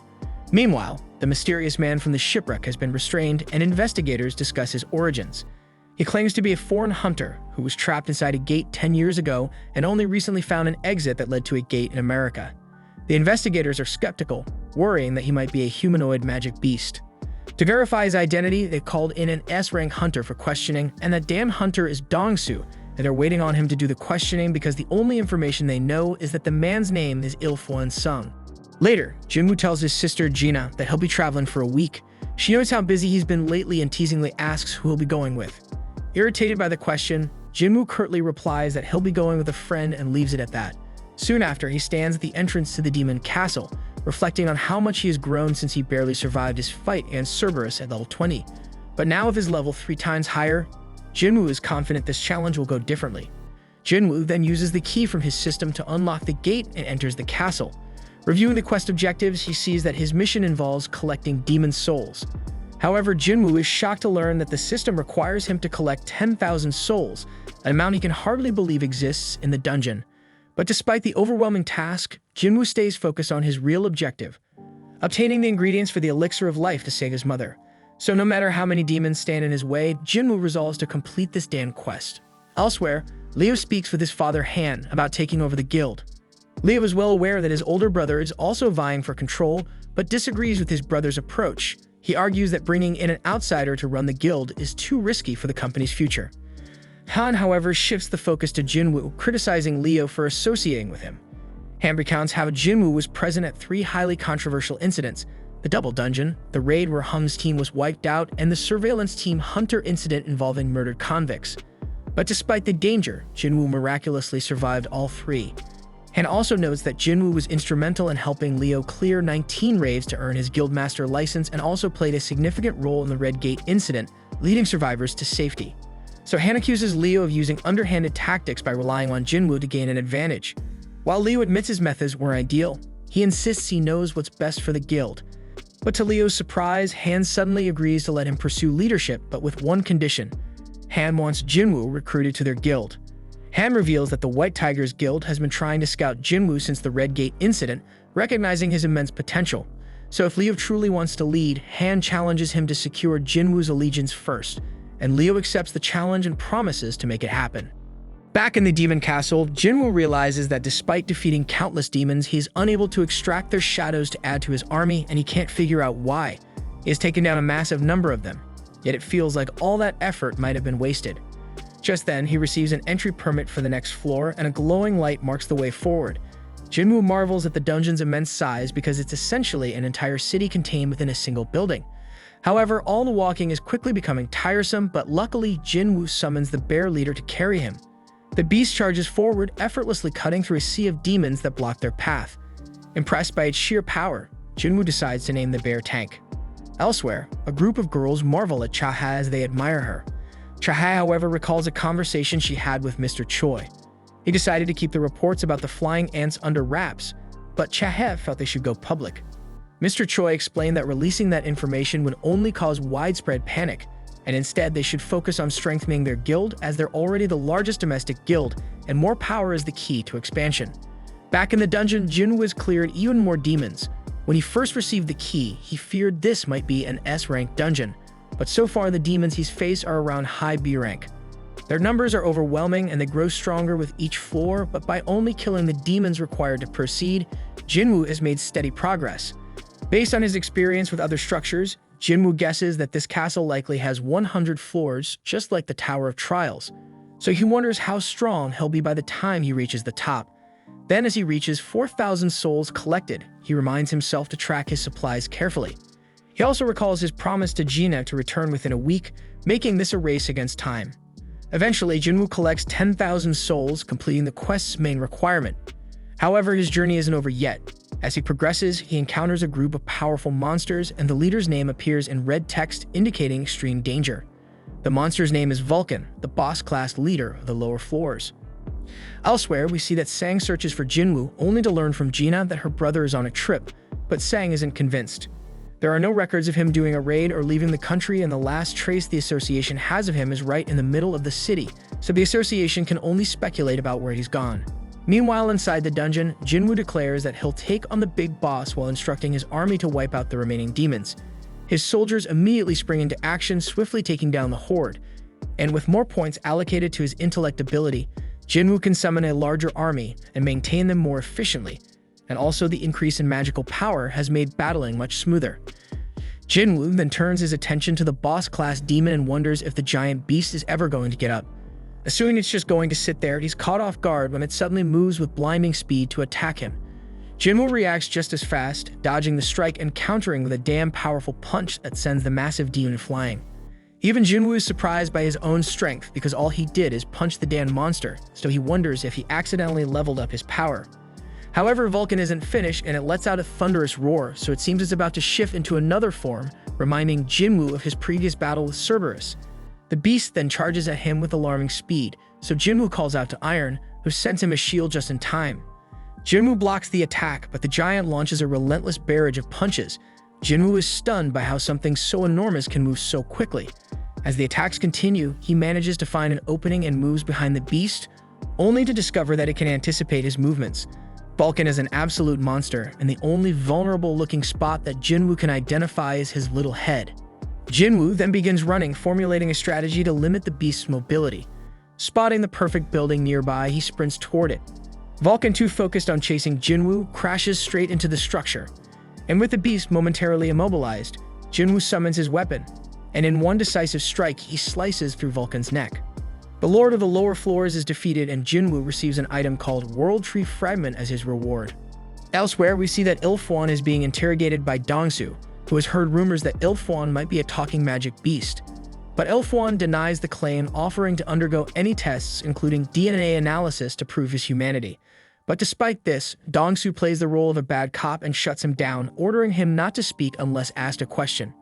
Dongsu is irritated that his fun has been spoiled and takes a look at Ilfwan's paperwork. Ilfwan then asks if he can say something, but Dongsu snaps at him and told to shut up. Ignoring the warning, Ilfwan presses on, asking how much humanity truly understands about gates and magic beasts. Dongsu has no idea what the hell Ilfwan is talking about, so Ilfwan elaborates, explaining that the dungeons, gates, and beasts are merely the tip of the iceberg. He warns that a power capable of triggering an ultimate catastrophe has already awakened.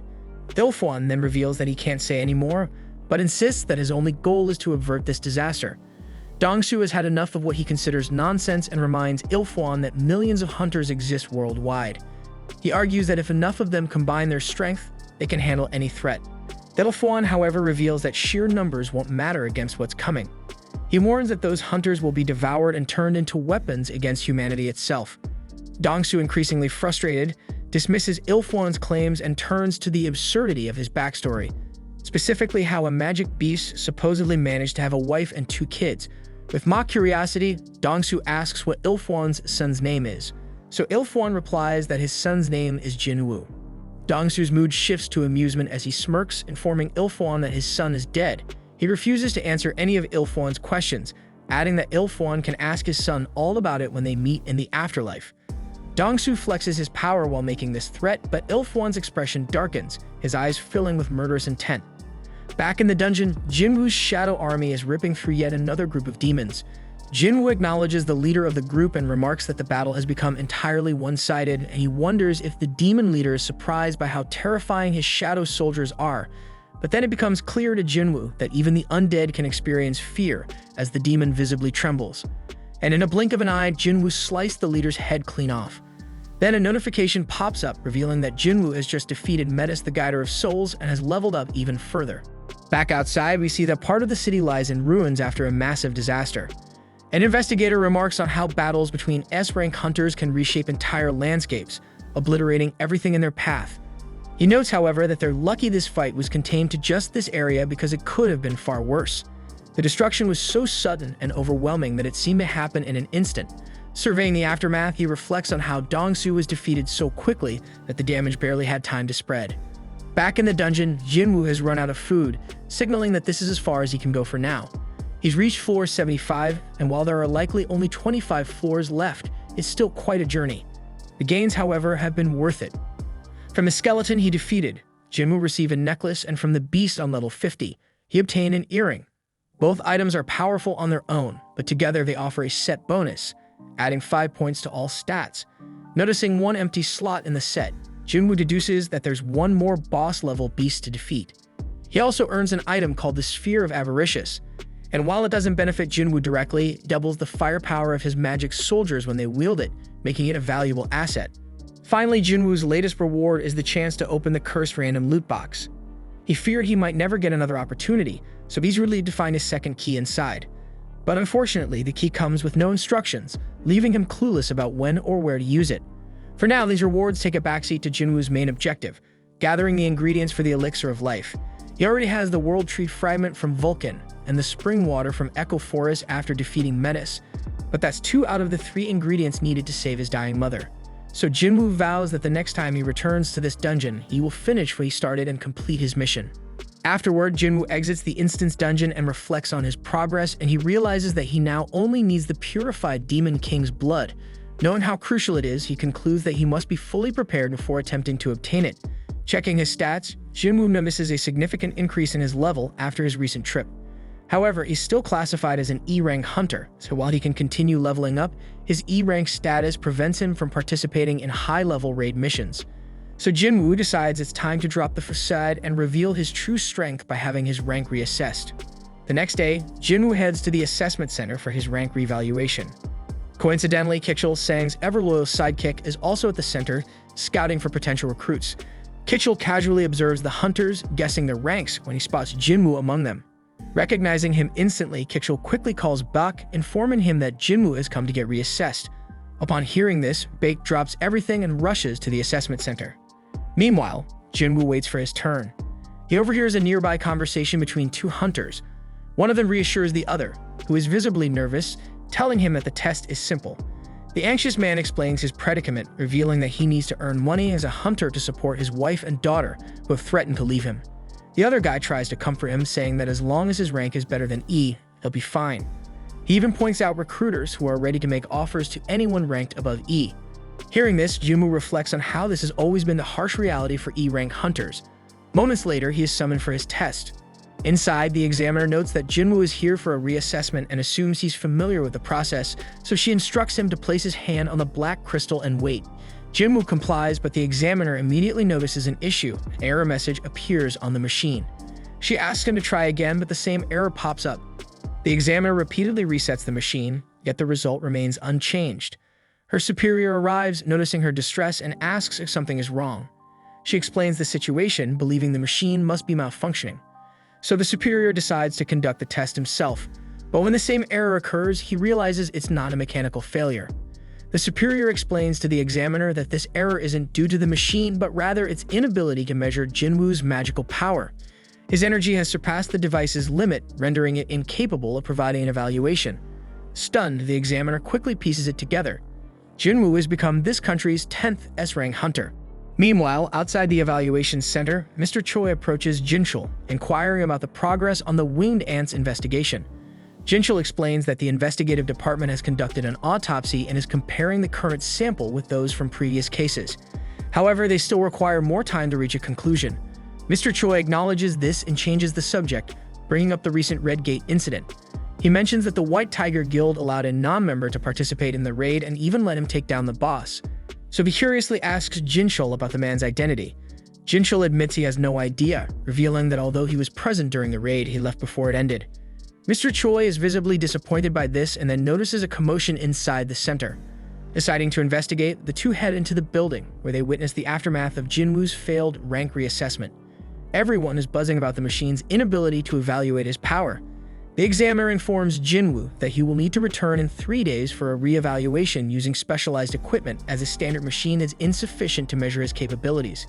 Meanwhile, Kitchell watches from a distance, realizing that Jinwoo is exactly as Sang anticipated. Recognizing the opportunity, he prepares to approach Jinwoo to strike up a conversation. Just then, Mr. Choi and Jinchul enter the building. Jinwoo instantly recognizes Mr. Choi as the renowned Ultimate Hunter, the country's strongest fire mage. Sensing Jinwoo's powerful aura, Mr. Choi quickly deduces that he is the source of the commotion. Eager to recruit him, Mr. Choi steps forward to introduce himself. but Jinwoo casually walks past him without a word.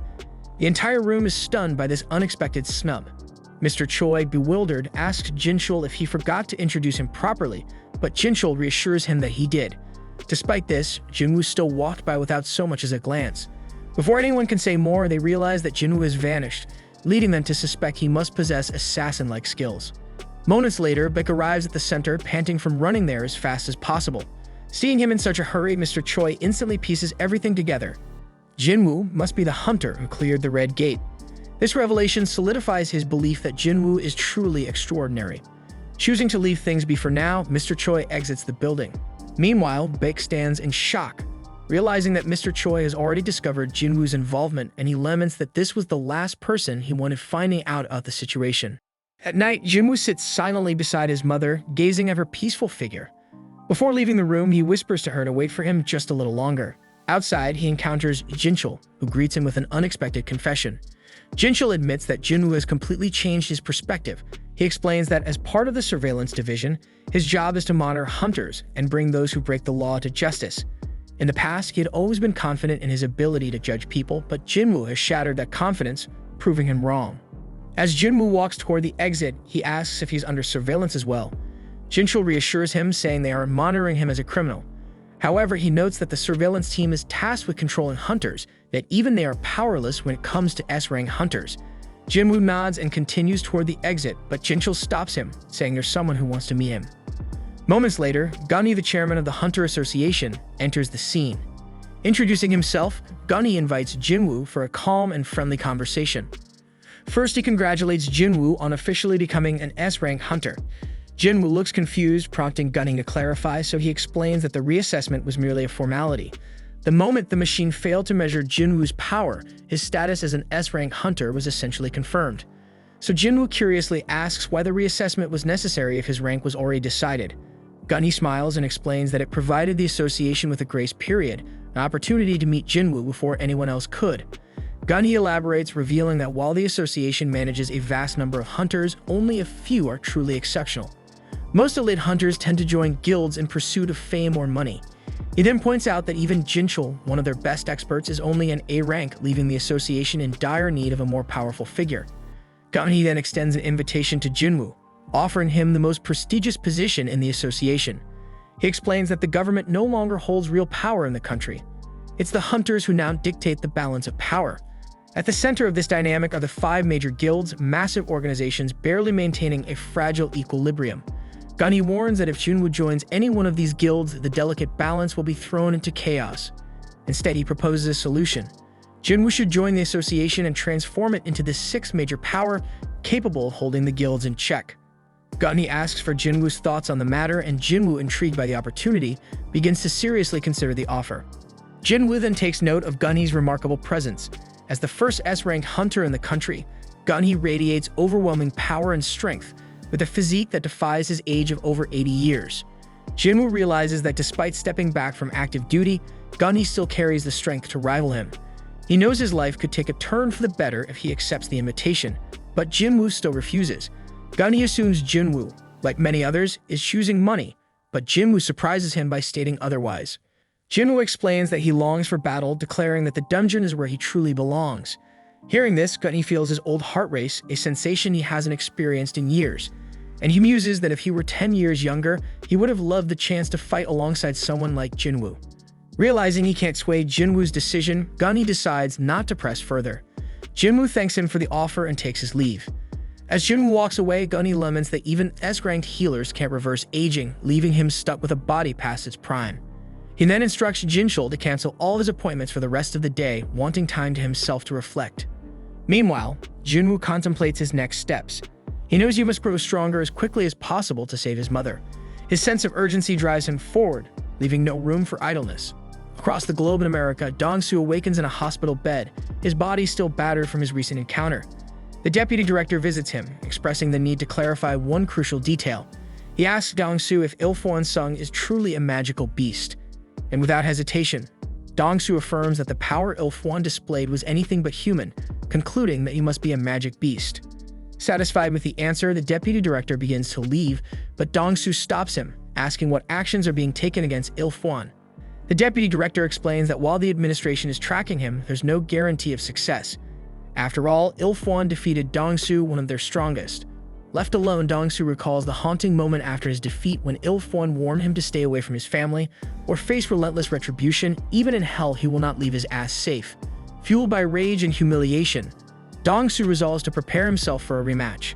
So he realizes he'll need a powerful artifact to stand a chance. It is explained that artifacts in the hunter's world are man-made relics of immense power, considered high-level equipment in the hunter world. Even the most skilled craftsmen struggle to create them.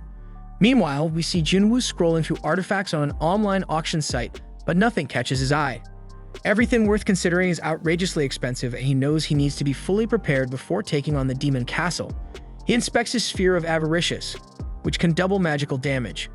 He notes that while some market items can boost magic power by 20 to 30%, there's nothing else that can outright double it. Jinwoo realizes the sphere could fetch a massive price if sold, but its origins would raise two main questions, especially since he's only rank E. So he thinks that if he had records of completing a rank A raid, selling it might be easier. But as an E rank hunter, even participating in those raids is off limits. Just then, his search leads into a job listing from the Hunters Guild. They're hiring miners for a large-scale expedition, and to his surprise, there's no rank requirement. Meanwhile, Gunny reviews Jinwoo's file. He notices how drastically different Jinwoo looks compared to 4 months ago, leaving him to question if Jinwoo is a false ranker. However, Jinchul assures him otherwise, revealing that Jinwoo sustained several injuries while clearing low-ranked dungeons. He then explains that Jinwoo became a hunter to fund his sick mother's care and pay his sister's tuition. Gunny, impressed by his devotion to his family, learns that Jinwoo recently joined the Hunters Guild raid mission. Gunny assumes Jinwoo couldn't resist the sign-up bonus, but Jinchul corrects him, explaining that Jinwoo joined as a miner, not part of the assault team. Gunny is puzzled, unable to figure out Jinwoo's motives. Meanwhile, we see Jinwoo arrive at the gate site. He's accepted as a miner due to his strength, which stands out even among combat-type hunters. Jinwoo then explains that large-scale gates, such as rank A, require various teams: the assault team for fighting monsters, a mining team for extracting mana stones, and the recovery team for collecting monster corpses. So with so many people involved, the rewards are substantial. Meanwhile, inside the dungeon, we see the guildmaster, Mr. Choi, battling the monsters solo. He incinerates them with his powerful fire magic, while the tanks shield the team from his flames. The monsters are left charred, and Mr. Choi presses forward, hunting down the rest with ease. A short while later, the assault team exits the dungeon and Jinwoo observes them, assuming they've cleared every monster except for the boss to keep the gate open. So he realizes how strong Mr. Choi must be to lead the team through a rank gate without issues. The miners then gossip about the Hunters Guild's second-in-command as she emerges from the gate, revealing herself to be Cha-ha. Jinwoo then senses her powerful aura, and for a brief moment, she picks up on his. Though the sensation quickly fades, she wonders if it was her imagination. Jinwoo, impressed by her perception, decides to focus on his work. The miners then enter the gate and begin extracting mana stones. And while the others are focused on mining, Jinwoo's interest lies in the rank A boss. He wishes he could see it at least once. Overhearing miners whispering about his E rank, he shrugs off their comments, thinking that this kind of talk is universal. As he gets to work, his impressive strength draws attention, leaving the others questioning if he's truly E rank. After some time, the leader calls for a lunch break, so everyone else exits the dungeon, but Jinwoo stays behind, determined to finish his work before resting. The leader invites him to join them, but he declines, focused on clearing his mining area. As the others leave, Jinwoo's expression sharpens with determination because he sees this as his chance to sneak a look at the boss. Sprinting toward the boss room, he wonders if it's stronger than anything he's ever faced. Though he knows fighting it would be a massive loss for the Hunters Guild, he can't suppress his excitement. Summoning his dagger, he moves closer, ready to enter. But just before stepping in, he's stopped by Cha-ha. Her piercing voice cuts through the silence as she asks, "What the hell are you doing here?" Thanks for watching. Subscribe to not miss the next part.